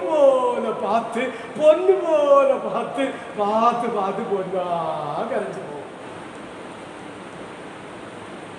நம்ம தான் நம்ம பிள்ளைகளை கெடுக்கணும். நம்ம தான் நம்ம பிள்ளைகளை சரி பண்ண வளர்க்கல. பிள்ளைகள் அன்னைக்கு 8-10 இருந்து அங்க அடி வச்சு பிடி வச்சு விளையாடும். உண்டா இல்லையான்னு மாறி அது அடி வச்சு விளையாடும். இன்னும் 1 2 இது எங்க போய் விளையாடும்? அப்ப காம்பவுண்ட் உள்ள கிடக்கவும் செய்யணும். இந்த பிள்ளைடைய பிரயாணத்துல உங்களுக்கு இடுப்பு உங்களுக்கு கருப்பு ஆகுதுன்னு நீங்க கடந்து உறங்கணும். இந்த பிள்ளை என்ன செய்யும்? கேட்க பிள்ளைகளோட விளையாடுங்க, பிள்ளைகளோட படிங்க, பிள்ளைகளோட இருங்க. சம்பாத்தியம் இது எங்கேயாவது போறது, எங்கேயும் எரிச்சல வேண்டிங்கிறது வீட செவி கிடைக்க ஒத்தாடு. அங்க பிள்ளைய பார்த்தோம், இந்த நாய்கிட்ட பேசியது அந்த நாய்கிட்ட பேசிய ஒரு 10 கிடக்கும், அதுகிட்ட இருந்து பேசிட்டு. இதுதான் உண்மை. பிள்ளைகளை வளைங்க, பிள்ளைகளை வளர்க்க வேண்டிய ரீதியில் விளைங்க. ஊரில் உள்ள பிரச்சனை, ஊரில் உள்ள காரியம், தொழிலில் உள்ள காரியம், வேலையில் உள்ள காரியம், ஆஃபீஸில் உள்ள டென்ஷன், ஸ்கூலில் உள்ள டென்ஷன், அந்த டென்ஷனை கொண்டு பிள்ளைகள் தலையில சுமத்தாதீர்கள். அதெல்லாம் 10-15 வயசுக்கு மேல. ஆமென், ஹல்லேலூயா. அதுக்கு பிள்ளைகளுக்கு கூட பிள்ளைகளை விளையாடுங்க. அது எங்களுக்கு நடக்கையாது இல்லை, நடக்கையாதுங்க. என்னத்துக்கு பிள்ளை பெற்ற? ஆமென். பிள்ளை பிறன்னு தோணுதில்ல, பிள்ளை வளர்க்கணும். ஆமென் சொல்லு. ஆவிக்குரிய எதில் வளர்க்கணும். நீ சாப்பிடு கூட அவைய பிள்ளைகள் கூட, அப்ப அது சாப்பிடுதான் பார்ப்போம். நீ விளையாடு பிள்ளைகள் கூட, பிள்ளை விளையாடுதான் பார்ப்போம். நீ பிள்ளையோட உடு பார்ப்போம், அது உடுக்குதான் பார்ப்போம். நல்லா புரிஞ்சிடும். பிள்ளைகளை வளர்க்கணும். இது 2 வயசு முடியும் இல்லையே கொண்டு ஃப்ரீகேஜ் சல்லியம் தீர்ந்து காட்டி அக்கா பக்கத்து வீட்டில் சொல்லுவான், அப்போ 2 வருஷமா நாம் பட்ட பாடு 2 எண்ணத்தையும் வச்சுட்டு ஒன்று ஓத்துரம் தீர்ந்து ஸ்கூல். ஆமே, ஹல்லேலூயா. ஒரு கடைசியில் +2 முடிஞ்சு பிள்ளை வெளியில் வர்றோம். நான் வேற ஸ்கூலுக்கு விட மாட்டேன்னா, எந்த கர்மாந்தத்தை விட்டாலும் நீ உன் பிள்ளைய செம்மியா வளர்க்கலைங்க. அதுதான் அது பப்படிச்ச தொடங்கும், அது நக்கடிச்ச தொடங்கும்.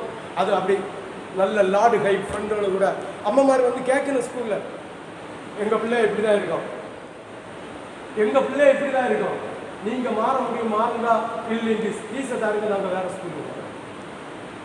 அப்படிப்பட்ட பிள்ளைகள் கூட நம்ம பிள்ளைகள் படிக்கும்போது நம்ம ஃப்ரெண்ட்ஸாக மாறணுமே தவிர அடுத்தவங்களை ஃப்ரெண்ட்ஸாக வைக்கக்கூடாது. இது காம்பவுண்டு வழியில் போகக்கூடாது. வேலை தான், டியூட்டி தான். ஆனால் பிள்ளை நம்ம நம்ம இனி எத்தனை காலம் இருக்க போகிறோம்? கொஞ்சம் அடுத்த பிள்ளைகளை அதுக்கு பக்கமாக ஆவிக்கிற வாழ்க்கையில் அப்படி ஜம்முன்னு வளர்த்து விட்டுட்டு போயிட்டே இருக்கான். ஆமே, இப்போ தான் பால்குடி மறக்கிற விஷயம் புரிஞ்சுதான். அந்த பால்குடி மறக்கம்பா அந்த பிள்ளைகளுடைய இருதயத்தில் அவ்வளோ பாரம். அதுதான் தாவீது சொல்கிறான், தேவன் அவனை விட்டு கொஞ்சம் பிரியும் போது அவன் பால்குடி மறந்த பிள்ளைய போல இருக்கிறேன். அதுதான் தகப்பனார் விருந்து வச்சது. பிள்ளைக்கு என்ன செஞ்சிடக்கூடாது, இந்த மன வருத்தம் வந்துடக்கூடாது. இந்த பிள்ளை நினைச்சிட்டே இருக்கும், அம்மா இன்னும் பால் தரம் பால் தரம் பால் தரம். 5 வயசுக்கு கூட பால் கொடுக்க முடியுமா? அது ஒரு ஒரு ஒரு குழந்தை தத்துவமா, ஒரு குடும்ப தத்துவமா? இல்லை. அப்போ அது மறந்தே ஆகணும். தாய் வேறு பிரிஞ்சு ஆகணும். அதே மாதிரி பரிசுத்தாவியை பெற்று தேவனுடைய பாதத்தில் துதிக்க தொடங்கின நீ என்னையும் துதி துதி ஆட்டோமேட்டிக்கா துதிக்கணும். ஆண்டவருக்குள்ள பலப்பட்டு வரணும். ஆமே, ஆண்டவர் ஒதுங்கினாலும் பயப்படக்கூடாது. அவர் என்னோடு இருக்கிறார் என்று விசுவாசிக்கணும். இது அப்படி இல்லை, ஆண்டவர் என்ன விட்டுட்டு போயிட்டார் போல இருக்கு. நான் ஒரு காலத்துல கேட்டதெல்லாம் உடனே கிடைச்சு, இப்ப என்ன கேட்டாலும் கிடைச்சல, என்ன கைவிட்டு விட்டார் போல இருக்கு. இந்த பால் மறக்கிற குழந்தை சின்ன மாதிரி ஒரு என்ன கரைஞ்சதான் அம்மா எடுத்து பால் வர, இப்போ நாய வெட்டின மாதிரி வரட்டு. ஆமே, வாசி சங்கீதம். குழந்தையை போல அடக்கி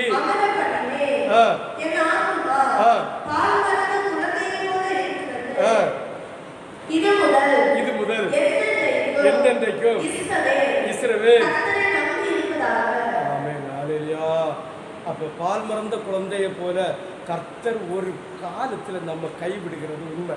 கைவிடுகிறது இல்லை, கொஞ்சம் விலகி நிற்கிறார். அவர் ஒருபோதும் கைவிடாதது. ஆமென், ஹல்லேலூயா. அப்ப நம்ம மனசு என்ன செய்யப்படாது, பதறப்படாது. இப்ப ஈசாக்கு வளருகிறான், வளர்ந்து என்ன செய்கிறான், பால்குடி மறந்து நல்ல விருந்து வச்சு சந்தோஷமா ஆடி பாடி ஏக சுதனா அப்படி சந்தோஷமா ஆடிட்டு வருகிறான். இப்படி பால்குடி மறக்கிறதற்கு விருந்து வச்சு வளர்த்த தன்னுடைய பிள்ளைய கர்த்தர் பண்ணி கேட்கிறான்.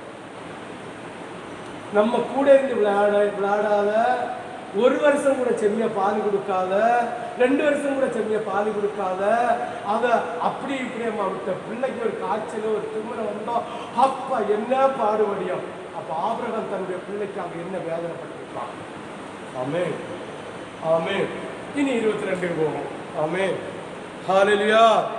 6வது வாசி 1வது வசனம் 22:1. இந்த காரியங்கள் நடந்த பின்பு,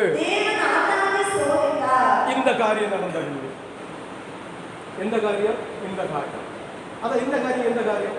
இந்த காரியங்கள் கர்த்தர் அவனுக்கு புத்திர பாக்கியத்தை கொடுத்து அவனை ஆசீர்வதித்து அந்த பிள்ளையை பால்குடி மறந்து இன்னும் ஒரு சில காலங்கள் கிட்டத்தட்ட 13, 14, 15, 16 வயசு வரை வளர்ந்து வந்த காலங்கள். இந்த காரியங்கள் முடிந்த பின்பு தேவன் ஆபிரகாமை சோதி. புரிஞ்சுதா? ஆமென் சொல்லு, ஆமென் சொல்லு. ஆபிரகாமை சோதிக்க ஒரு பிள்ளை தரமாட்டீரோன்னு கேட்டால் கொடுத்தாரு. ஆசீர்வாதம் தரமாட்டீரோன்னு கேட்கிறாரு, ஆசீர்வாதத்தை தாராரு. பலனை தரமாட்டாரோன்னு கேட்கறது, பலனை தாராரு. இதுக்குள்ள ஒரு ஜாயிண்ட் பெயின் வந்து ஒரு காய்ச்சலோ ஜுரமோ ஒரு தலைவலியோ வந்தா லால் பிரதர் விசுவாசமா இருக்கிறோமா வேண்டாமா? ஆஸ்பத்திரி தேடி ஓடலாமா? அவர் என்ன சொல்லியிருக்காரு நம்மகிட்ட? உன்னை தீர்க்க ஆயுசா பலன் உள்ள பிள்ளையா நடத்துவேன் சொல்லியிருக்கிறாரா இல்லையா? இதுக்கெல்லாம் ஒரு காய்ச்சல பீச்சல வந்தா உடனே இல்லையோ 5-6 பேர் இப்ப ஆஸ்பத்திரியில போய் எத்தனை ஊசி போட்டிருக்கேன்னு பார்த்துருக்கலாம். ஆமென், ஹல்லேலூயா. கொரோனா போக விடல, இதை மெயின்டெனன்ஸ் பண்ணுங்க. ஒரு சின்ன காய்ச்சலுக்கு, ஒரு சின்ன தலைவலிக்கு, அதுக்கு இதுக்கு மாத்திரை மருந்தை தின்னு கிட்னியை, காற்றை, கணையத்தை எல்லாத்தையும் தீர்த்து கட்டி நம்ம அபயத்தை தொலைச்சதை விட இந்த இலக்கரி தண்ணி, சுக்காப்பி தண்ணி, இஞ்சி தண்ணி, இப்படிப்பட்ட பனங்கற்கண்டு, உள்ளி, இப்படிப்பட்ட கொத்தமல்லி மெல்லி, ஈத்தமல்லி, இப்படிப்பட்டதை எல்லாம் அமைச்சு குறைக்கி திண்ணி பிடிச்சி நம்ம அபயங்களை பாதுகாத்துக் கொள்ளுங்கள். ஆமென், ஆமென், ஆமென். அல்ல உங்கள்கிட்ட மருந்து எடுக்கட்டான்னு சொல்லல, நீ மருந்து எடுக்க ஆயுசை நீ குறைச்சிட்டே இருக்க. அதான் சின்ன உபத்திரவத்துக்கு பயந்து, 2 நாள் தலைவலிக்கு பயந்து, 2 நாள் காய்ச்சலுக்கு பயந்து, 2 நாள் பல்வலிக்கு பயந்து, 2 நாள் தலைவலிக்கு பயந்து நீ ஓடி போய் ஒரு டோஸ் மாத்திரை, ஒரு கில் பெயினர், அந்த கில் பெயினர் சாப்பிடாதுங்க, பச்சை கலர்ல இருக்கும் மாத்திரை. இப்ப எப்படி இருக்குன்னு தெரியல, மாத்திரை பச்சையில மாத்திரை கவர் பச்சை கலர்ல இருக்கும். கிட்னி டாப் தொடர்ந்து ஒரு 10-20 தின்னா கிட்னியில பால்ட் வந்தாச்சுன்னு அர்த்தம். ஆமே, பெயின் கில்லர் நல்லா புரிஞ்சுக்கணும். இந்த சரீரத்துல வியாதனைய மறக்க வைக்கிறது, மூளை முதல் நரம்பு வர மறக்க வைத்து இந்த வியாதனைய மண்டையில கொண்டு போக விடாம தடுக்கிறது. எவ்வளவு எபக்டுள்ள மருந்துன்னு பார்த்து எதுக்கெடுத்தாலும் பெயின் கில்லர், ஒரு சாரிடார், ஒரு பேராசிட்டமோல் தொடாதுங்க. 2 நாள் தலைவலியை உனக்கு பொறுக்க முடியலன்னா நீ என்னத்தை கிறிஸ்தவ வாழ்க்கை வாழ்கிற? 2 நாள் காய்ச்சல் உண்மைதான், தளர்வுதான், பாருதான், அதுக்கு என்ன பிரதிபலன்? பாஸ்டர் என்ன செய்யணும்? அந்த தண்ணியை குடி, இந்த தண்ணியை குடி, ஜிமையை விடு, சுதி வா, ஜோம் பண்ணு, முழங்கால் கொடு, முடிஞ்சு போகும். நீ மருந்து எடுத்தாலும் 3 நாள் அதே கர்மம் தான், எடுக்காவிட்டாலும் கர்மம் தான்.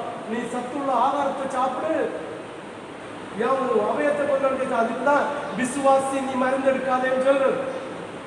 ஆமென்.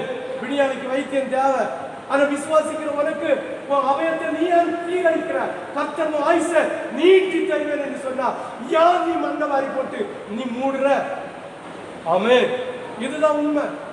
ஆமென், ஹalleluya, ஹalleluya. வாசி.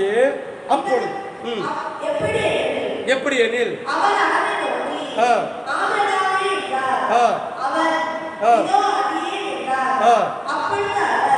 பாருங்க, இந்த இடத்துல நல்ல சுவாரஸ்யமான காரியம் இருக்கு.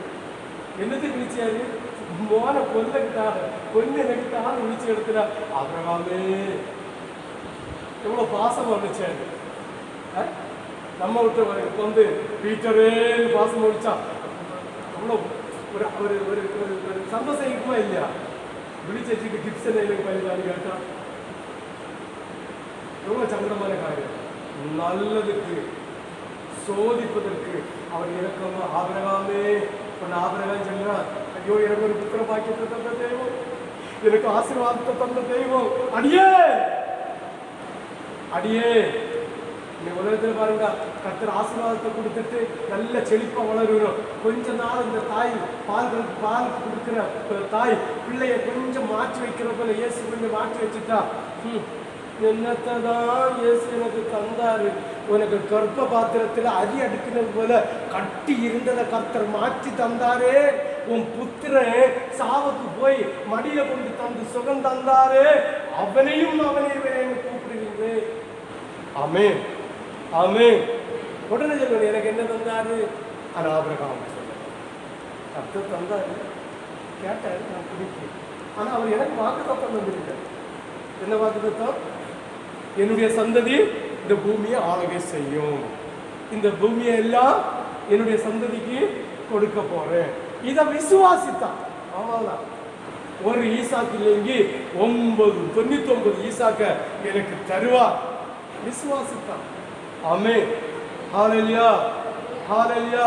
ஏன்னா என்னுடைய கற்பம் செத்து போச்சு, என்னுடைய வாழ்வு முடிஞ்சு போச்சு, நான் வயதானது கணவன், என்னுடைய நரம்பெல்லாம் சுண்டி இருக்க தொடங்கின உறவு, நான் வாலிப வயதடைந்து ஒரு குமாரனை பெற்றது உண்மையானா அதே தெய்வத்தினா அதே வாலிப வயதினா 99 பிள்ளையை பெற எனக்கு கர்த்தர் பலன் தருவார் என்று விசுவாசித்தான். ஆமென், ஆமென். பாருங்க, வாசி. உன் புத்திரனும் பாருங்க கிளி இறக்கி விடுறார். ஆபிரகாம் என்ன செய்கிறாரு? கிளி இறக்கி விடுறார். உன் பிள்ளை எனக்கு தாங்க கேட்டாலும் மொட்டையா இருக்கும், அது விஷயத்தில் இருக்கும். உனக்கு ஆசை பிள்ளை இருக்குல்ல, நீ செல்லமா வளர்த்த இல்லை, ஒன்னேன்னு வளர்த்த இல்லை, வேற இல்லை இல்லை என்று எல்லாரும் சொல்லி அந்த பிள்ளை எனக்கு அவங்க உன் புத்திரனும் ஏகசுதனும் நீ பாசமா வளர்த்தா இல்ல பாருங்க. புரிஞ்சுருங்க. ஊழியக்காரன் சிலப்போ உங்கள்கிட்ட ஒரு சில வார்த்தைகளை பேசும்போது அது ஒரு வித்தியாசமா இருக்கு தெரியுமா? யாருங்களா அதை புரிஞ்சிருக்கு? நான் பேசும்போது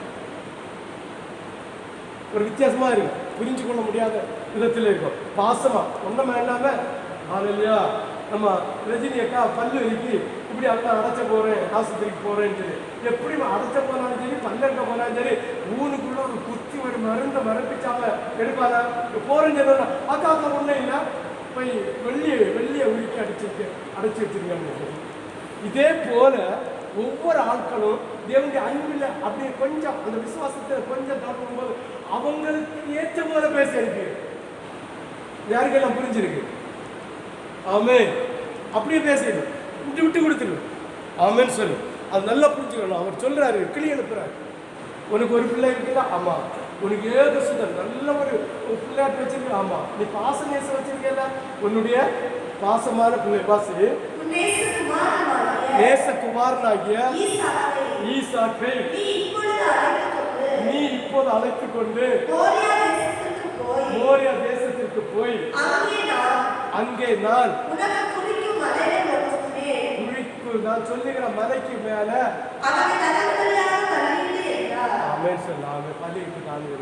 இப்ப ஈசாக் என்கிற ஐசக் நான் சுந்தர் சிங் அவங்ககிட்ட கேட்க மாட்டேன், ஆமேன் சொல்லு. நான் சுபா அக்காள்கிட்ட கேட்பேன், ஆமேன் சொல்லு. இப்ப ஆபிரகாமை போறேன் சொல்ல வழி இல்லை. ஆபிரகாம் என்ன செஞ்சாரு? திரும்ப கொடுத்து விட்டுட்டாரு. இது திரும்ப தராம பிள்ளைய கர்த்தருக்கு பலி கொடு. பலின்னா பல பலி உண்டு, அதுல ஒரு பலி கொடுக்க இன்னைக்கு நீ தீர்மானிக்கிட்ட கட்டம் தீர்மானிக்கிட்டா நீ இனிமே பிள்ளைய பார்க்க முடியாது, பேச முடியாது, கொள்ள முடியாது. தீர்மானிக்கிறதே நீ பிள்ளைக்கு முன்னாடி முதல்ல சர்ச்சுக்கு பேர்ல எழுதி வச்சு சர்ச்சில் கொண்டு விட்டுட்டு போயிருந்தேன். உங்களுக்கு சாப்பிட்றது மட்டும் உங்க வேலை மதி, ரிட்டையர் பண்ண மதி, பாக்கி இருக்கிற சொத்து அத்தனை பிள்ளைக்கு பேர்ல எழுதி வச்சு இன்னைக்கு பலி கொடுக்கறது இது, அன்னைக்கு பலி கொடுக்கறது வேற. ஆமேன் சார். இன்னைக்கு இந்த சர்ச்சில் அங்கே போய் மட்டும் இல்லை, அது உங்க ஊழியம். ஆமேன் சொல்லு, விட்டுட்டு போறோம் போல இல்லை. உண்மைதானே? மாற்றிக்கத்துல சபை எல்லாரும் பார்த்துருக்கு. தமாஸ் போல கேட்கணும்னு நினைச்சிடக்கூடாது, தமாஸ் போல கேட்கணும்னு நினைச்சிடக்கூடாது. இதுக்கு இனி சம்மதம் யார்கிட்ட கேட்கணும்? சுந்தர் சிங் கிட்ட. ஓகே தானே? எழுதி கம்ப்ளீட் சொத்து உங்க வீடு, அங்க வீடு, எந்த வீடும் அந்த சர்ச்சைக்கு இடமோ நீங்க ஆளுகை செய்யலாம். அதுல ஒரு வீடு போட கர்த்தர் பைசா தருவாரு. அதுல வீடை போட்டு என்ன செய்யணும்? நீங்க அந்த சர்ச்சு காம்பவுண்டுக்குள்ளே வாழணும். உங்களுக்கு ஆகாரம் சர்ச்சு போசிக்கும், இல்லைங்க உங்க வேலை போசிக்கும். அவ்வளவுதான். விட்டுலாம் இல்லையா? Okay sir. இன்னைக்கு முதல் இங்க என்ன அம்மா அப்பா என்ன விட்டுருணும். கர்த்தர் தாமே அந்த பிள்ளையும் தகப்பனாருடைய பொருத்தனையும் அவங்க அம்மாவுடைய பொருத்தனையும் ஆசீர்வதிப்பாராக. நம்ம சபைக்கு ஒரு பிள்ளை கிடைச்சது. ஆமென். ஹல்லேலூயா, ஹல்லேலூயா.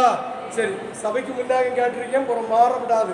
போகும்போது நான் கூட்டிகிட்டு போட்டான்னு கூட கேட்கக்கூடாது, விட்டுட்டு போயிடணும். இந்த 10 நாளைக்குள்ள நம்ம ஆசிரியர் விழிச்சு உங்கள் டாக்குமெண்ட் எல்லாம் கொடுத்து சர்ச்சை பேரில் மாற்றிடணும். ஆமென். சரி, எத்தனாவது வசனம்? 3வது வசனம் வாசிப்போம். ஆபிரகாம் அதிகாலையில் எழுந்து பாருங்க, நினைச்சு பாருங்க. நான் கொஞ்சம் வசனத்துக்கு இந்த பக்கத்திலிருந்து வந்துடுவேன். கழுதைய மேலே கட்டி கொண்டு போறான். 13 வயசு 14 வயசு ஆச்சு. இன்னைக்கு 2 வயசான பிள்ளைய கேட்கிற கேள்விக்கு பதில் சொல்ல முடியாது. அந்த 13 வயசான பிள்ளை கேட்குது, அப்பா விரவு இருக்கப்பா, தீ இருக்கீங்க. அவங்க கேட்பா, ஏப்பா நீ செல்லம்மா என்னை வளர்த்த இல்லை, என்னை விட்டுட்டு போனது அப்பா கேட்பா. 2 பேரும் அளவோ கிளவோ செய்யணும். இன்னைக்கு பார்த்து துறப்பா முறைட்டு போறேன். ஆமேன்னு சொல்லு. ஆபிரகாம் அழல. ஆமேன், ஆமேன். அவன் கேட்பா, அப்பா என்ன விட்டு அவன் கேட்குற, அப்பா விரவு இருக்கு, என்ன இருக்கு, விரல் இருக்கு, அதே போல தீ இருக்கு, வெட்டறிவாளம் இருக்கு, ஆட்டுக்குட்டி எங்க அப்பான்னு கேட்டேன். கேட்டதா தகப்பனுடைய உள்ள எவ்வளவு கொந்தளிச்சிருந்து நினைச்சிருப்பாங்க. அவர் சொன்னார், ஆபிரகாம் சொன்னார், ஆண்டவர் பார்த்துக் கொள்வார். ஆமென், ஆமென் சொல்லி ஆண்டவர் பார்த்துக் கொள்வார். ஆமென், ஹல்லேலூயா, ஹல்லேலூயா, ஹல்லேலூயா, ஹல்லேலூயா. நம்ம நம்ம சுபாக செல்லப்படாது. எங்க அப்பா தந்த சீதனமாகும் அந்த தோட்டம், எங்க அப்பா தந்த பணமாகும் சொன்ன செல்லப்படாது. அது உண்டானது அத்தனையும் வேலை ஒன்றும் உங்களுக்கு, பாக்கி எல்லாம் சைனிக்கு சபைக்கு எழுதி வச்சு ஆகும். சபை அத்தனை மாமியார் இருந்து சிரிச்சியா. ஆமென், ஹல்லேலூயா. அது உண்மையா கேட்கறது. ஆமென். நீங்க என்ன செய்யணும்? சபையார் எல்லாம் கேட்டுட்டு இருக்கிறீங்க. நமக்கு எழுதி மாத்தக்கு எல்லா முறைக்கும் ஆசிரியர் இருக்காரு. எழுதி மாத்திய செலவெல்லாம் ஆசிரியர் நினைச்சிடும். நீங்க ஒரு பைசா மாத்தலாம். ஆமென். யாருக்கு செலவு செய்யலாம் இல்ல? சரி, அவருக்கு சந்தோஷமா இருக்க. அம்மேட்டு அப்படி பிள்ளைய பிரிச்சது இல்ல. இது கர்த்தருக்கு கொடுக்கிறது. ஆமென், கர்த்தருக்கு கொடுக்கிறது. ஆமென் சொல்லு. பாருங்க, இப்படி பிள்ளை கேட்குது. அந்த மலையில யாருக்கு இந்த மலையை நம்ம யாரும்போது ஒரு வர்ணனை நமக்கு வரணும். நான் முத இந்த வசனத்தை, இந்த அதிகாரத்தை படிக்கும்போது மோரியமலை, இந்த மோரியமலை, இந்த இதுதான் நம்ம இவரும் கட்டினது. சாலமோன் ஒரு ஆலயம் கட்டின இடம், பலிபீடம் கட்டின இடம். ஆமென். இன்னைக்கு மக்கான்னு சொல்லி இடமும் இதுதான். மக்கா தெரியுமா? ஜம்ஜம் மொய்வாடு அந்த இடம் இதுதான். நீ அதுக்குள்ளே போனால் கைமாறிடும். பாருங்க, இந்த ஒரு வர்ணனையை நினைச்சு பாருங்க. நான் அந்த வசனத்தை படிச்சும்போது மலையில ஒரு பக்கம் இயேசு நடந்துருவாங்க, ஒரு பக்கம் ஆபிரகாம் நடுவில். இப்படி நினைச்சு பாருங்க. உண்மையா சொல்றேன், இந்த ஆபிரகாம் மலையில ஒரு காலத்தை வச்சும்போது இயேசு ஒரு காலத்தை வைக்கிறார். ஏன்னா முத இந்த அதிகாரத்தை நான் படிக்கும்போது, தியானிக்கும் போது அந்த இயேசுவும் ஆபிரகாமும் பிள்ளையும் அந்த உறவு கட்டையும் அந்த தீக்கொள்ளையும் பிடிச்சிட்டு, இந்த கழுதையும் அதில் உள்ள சாதனத்தையும் எல்லாம் இந்த வேலைக்காரங்க கொடுத்துட்டு, இந்த உறவையும் தீயையும் இந்த பிள்ளையும் பிடிச்சிட்டு நடந்து போகும்போது மறு சைடில் இயேசு நடந்து போனதாக காட்டினார். ஆமென் சொல்லு. வழி கேட்டால் உண்மைதான். இயேசு ஒருபோதும் கைவிடாது, ஒருபோதும் விலகாததே, ஒருபோதும் அவர் சோதிக்கிற இடத்துல இருந்து நம்மளை கஷ்டப்படுத்த, நம்மளை நிர்மூலமாக்க விடாதது. ஆமென். 100க்கு 100 சொல்றேன். ஒருபோதும் நம்ம ஒரு சைடில் நம்ம போய் சொன்னா மறு சைடில் அப்பா நம்ம கூட, நம்ம நடக்கிறது போல, நம்ம இருக்கிறது போல, நம்ம களைப்படைகிறது போல அவர் களைப்படைந்து நம்முடைய உள்ளத்தை அவர் பார்த்து கொண்டே வருவார். ஆமென். இந்த பிள்ளை கேட்கும்போது ஆபிரகாம் அழுதானோ அழகியோ, அன்னைக்கு எனக்கு அழுக வந்தது. அதே போல கர்த்தருடைய கண்ணீர் வந்து கொண்டே இருந்தது. ஆமென். இன்னைக்கு வேணும்னா சாம்பலுக்கு பாருங்க, நான் அப்படி விட போறதில்லை. பிள்ளைகிட்ட பொருத்தனை பண்ண கேட்டேன்னா பொருத்தனை செய்யறதுக்கு சமம் தான், நான் அதனால ஒன்றும் இல்லை. பட்டு அந்த பிள்ளைய வேணும்னா இன்னைக்கு சும்மா ஒரு பேப்பரில் டாக்குமெண்ட்டில் எழுதி விட்டுட்டு போக பிள்ளை, அப்பா என்னை விட்டுட்டு போகுதுன்னு கேட்டால் அந்த தாயினுடைய, அந்த தகப்பனுடைய கண்கள் எப்படி மாறும் என்பதை சிந்திச்சு பார்க்கறது தான் எனக்கு சொல்லுவேன். அதேதான் இயேசு ஏகஸ்துதனா கொடுத்த புத்திரனை அவர் கேட்குறாரு. இந்த பிள்ளை அப்பாட்ட போய் கேட்குது, அப்பா ஆடு இல்லை, மரவு இருக்குது, தீ இருக்குது, வெட்டத்தையும் இருக்குது, ஆனால் ஆடு எங்கள் அப்பான்னு கேட்கும்போது இந்த தகப்பனுக்கு பதில் சொல்ல தெரியல. இன்னைக்கு சுந்தர்சிங்கன் அந்த பிள்ளை கேட்கும்போது யாப்பா விட்டுன்னு போறேன்னா, இது கர்த்தருடைய வார்த்தை, கர்த்தர் சொன்ன வார்த்தை பிள்ளைன்னு சொல்லக்கும் தெரியல, விழுங்கவும் முடியல. இவ்வளோ காத்திருந்த பிள்ளைய விட்டுட்டு போகணும்னு ஒரு மனசு பிள்ளைகிட்ட சொல்ல முடியாம தவிக்கிற அதே உள்ளம் அன்னைக்கு இயேசு ஆபிரகாம் உள்ள எவ்வளவு வேதனைப்பட்டதோ, எவ்வளவு துக்கப்பட்டதோ, அதே மறு சைடில் அந்த யாரை போன இயேசுடைய உள்ளமோ பாருங்க. உண்மையே சொல்றேன், அந்த அதிகாரத்தை படிக்கும்போது முதல்ல வருஷங்கள் ஆயிடுச்சு. அந்த யாரை போகும்போது பிள்ளை நடுவில் போகுது, உறவு கட்டை வச்சிருக்கு, அந்த தீக்கு வந்து நடக்குது, ஆபிரகாம் நடந்து போறான், வெட்டறிவாளம் வச்சுட்டு அப்படியே பிள்ளைய நடந்து போகுது. அதே மனசை இல்லை இயேசு நடந்து போறார். கண்ணால கண்டு அதை தியானிக்க தியானிக்க தியானிக்க இயேசு நடந்து போறார், ஆபிரகாமும் நடந்து போறார், பிள்ளைய நடந்து போகிறார். பிள்ளை பல தடவை அவங்க அப்பாட்ட கொஸ்டின் கேட்குது, கொஸ்டின் எல்லாம் பதில் சொல்லுது. கடைசி நேரத்தில் பலிபீடமும் கட்டியாச்சு, உறவும் அடிக்காச்சு, ஆடு எங்கப்பான்னு கேட்கும்போது கூட பக்கத்திலிருந்து இந்த கர்த்தருடைய கண்ணீர் அப்படியே கண்கள் புலமாறுடைய கண்கள் கண்ட. அப்போ உனக்காக உனக்காக எனக்காக தன்னுடைய இரத்தத்தை சிலுவையில் சிந்தின தெய்வம்.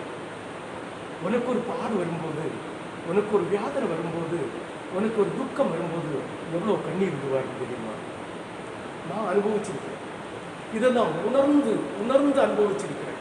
எவ்வளவு துக்கப்படுவார் தெரியுமா? எவ்வளவு வேதனைப்படுவார் தெரியுமா?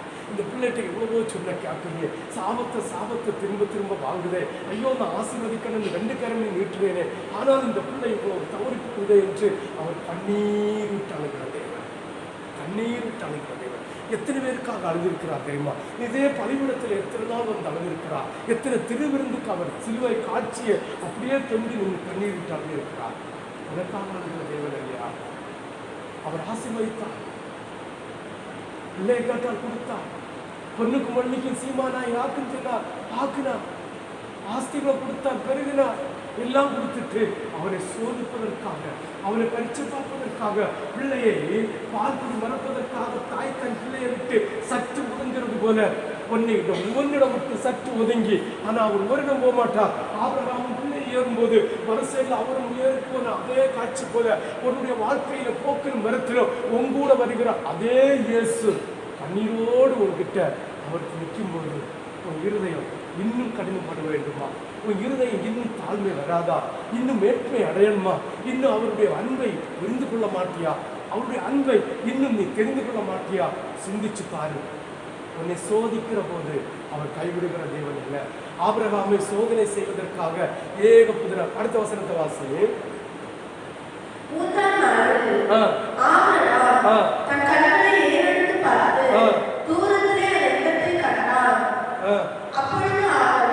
எத்தனாவது வசனம்? 4.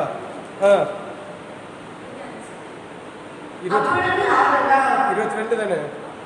வாசி. அப்புறம் தன் வேலைக்காரன்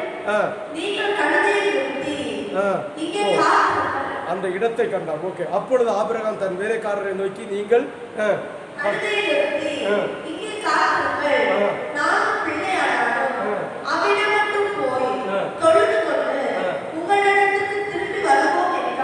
ஆமென் சொல்லலாமே, ஆமென் சொல்லலாமே, ஆமென் சொல்லலாமே. இதயத்தின் தேவனுடைய இருதயத்தை நல்ல அறிஞ்சவன் ஆகும். ஆமென். நரபலி விரும்பாதவர், நரபலி விரும்பாதவர், கொல்லைக்கு ஒருபோதும் சம்மதிக்கப்பட்டார். வேலைக்காரங்க சொல்றார், நாங்க தொலை போறோம், பலிபீடத்தை கட்டி தேவனுக்கு பலி செலுத்த போறோம், தொழுதுட்டு 2 பேரும் திரும்ப வரோம். இந்த விசுவாசம் ஒரு தாய் தன் பிள்ளையை காலூர் மறக்கும் போது காட்டுகிற பொறுப்பை போல பாடுகள் உபத்திரங்கள் வரும்போது, நம்மளை சோதிக்கும் போது, நம்மளை சோதிச்சு அறியும் போது நம் இருதயம் கலங்கி போகாமல் இருக்க வேண்டும். அது சொல்றார், நாங்கள் தொழுதுட்டு திரும்ப வாரோம். வாசி அடுத்தது தொடர்ந்து வாசி. பரவாயில்ல. ஆபிரகாம்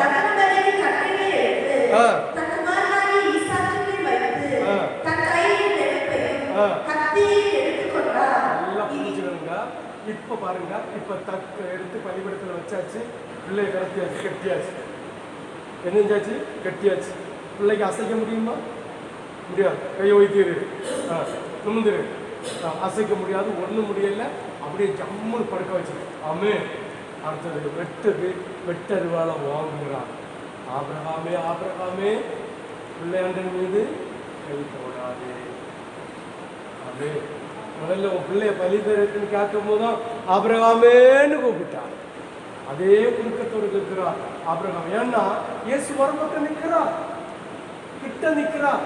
இவன் வெட்டதை அரைச்சிருந்தா கூட தோற்றுமான பலிபீடத்துல வச்சு கெட்டுக்கு போட்டா கூட மறந்தளிச்சுட்டான். பார்த்து நிற்காரு. இவன் இனி வெட்டி போடுவான்னு சொல்லிட்டு ஆபிரகாமை பிள்ளையாண்டன் மீது கை போடாத என்று திரும்பி பார்க்கும்போது ஒரு கொம்பு சிக்கி ஆட்டுக்குடா எங்கே நின்றுது, புதிர்குள்ள நின்றுது. அதை பிடிச்சு பழி போட்டுன்னு சொன்னா பழி போட்டு அவன் வணங்கிட்டு திரும்ப வருகிறான். இப்ப கர்த்தர் தரிசனம் கொடுக்கிறான். நல்லா புரிஞ்சுக்கணும். 1900 அன்னைக்கு ஆபிரகாமை கல்தேயர் தேசத்தில் இருந்து அழைத்து வாக்கு கொடுத்த தெய்வம் நிறைவேற்றி ஆண போடுகிறார். இப்ப ஆமீன் சார், ஆமீன் சார். என்னெல்லாம் புடமிடுதல் ஆபிரகாமுக்கே இதுக்குன்னா நமக்கெல்லாம் ஏமாத்திரம் தோற்று போகக்கூடாது. பல்வலி வந்தாலும் சரிதான், கல்லு வலி வந்தாலும் சரிதான், தலைவலி வந்தாலும் சரிதான், உபத்திரவம் வந்தாலும் சரிதான், காய்ச்சல் வந்தாலும் சரிதான், பீச்சல் வந்தாலும் சரிதான், என்ன வந்தாலும் சரி, என்ன செய்யக்கூடாது, சோர்ந்து போகக்கூடாது. ஆமே. இனி வாசி அந்த அந்த 15 இருந்து 18 வரை 14 வாசி. அந்த இடத்திற்கு என்று பேருக்கு எப்பொழுதும் ஞாபகப்படுத்துகிற ஒரு காரியமா இருக்கிறபடினா அந்த பேரை போட்டார்.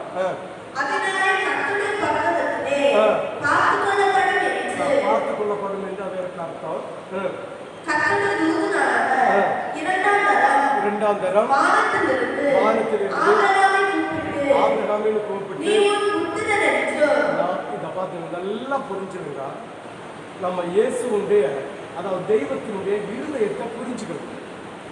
நீ உன்னுடைய புத்திரன் என்றும் ஏக சுதன் என்றும் மாறாமல் அவனை ஒப்பு கொடுத்து இந்த காரியம் ஆமென். ஆபிரகாம் ஈசாக்கை பலி கொடுப்பதற்கு கர்த்தருக்கு கொடுப்பதற்கு துணிந்தபடியினால் ஆமென். இந்த காரியம் செய்தபடியால் இப்பதான் கட்டலாம் அவரை வந்து இதுவரை ஆசீர்வதிப்ப சொல்லிட்டே இல்லை. ஆமென். இப்பதான் மனப்பூர்வமா இனி ஆபிரகாமுக்கு இந்த ஆசீர்வாதத்தை கொடுத்தா அவனுக்கு பெருமை வராது, அவனுக்கு புகழ்ச்சி வராது, அவனுக்கு ஆணவம் வராது, அவனுக்கு ஆடம்பரம் வராது, அவனுக்கு ஒரு மண்ணாங்கட்டியம் வராதுன்னு ஆபிரகாம அறிஞ்சு புரிஞ்சு ஆசீர்வாதம் கொடுக்கிறான். ஆமென். உன் சந்ததியை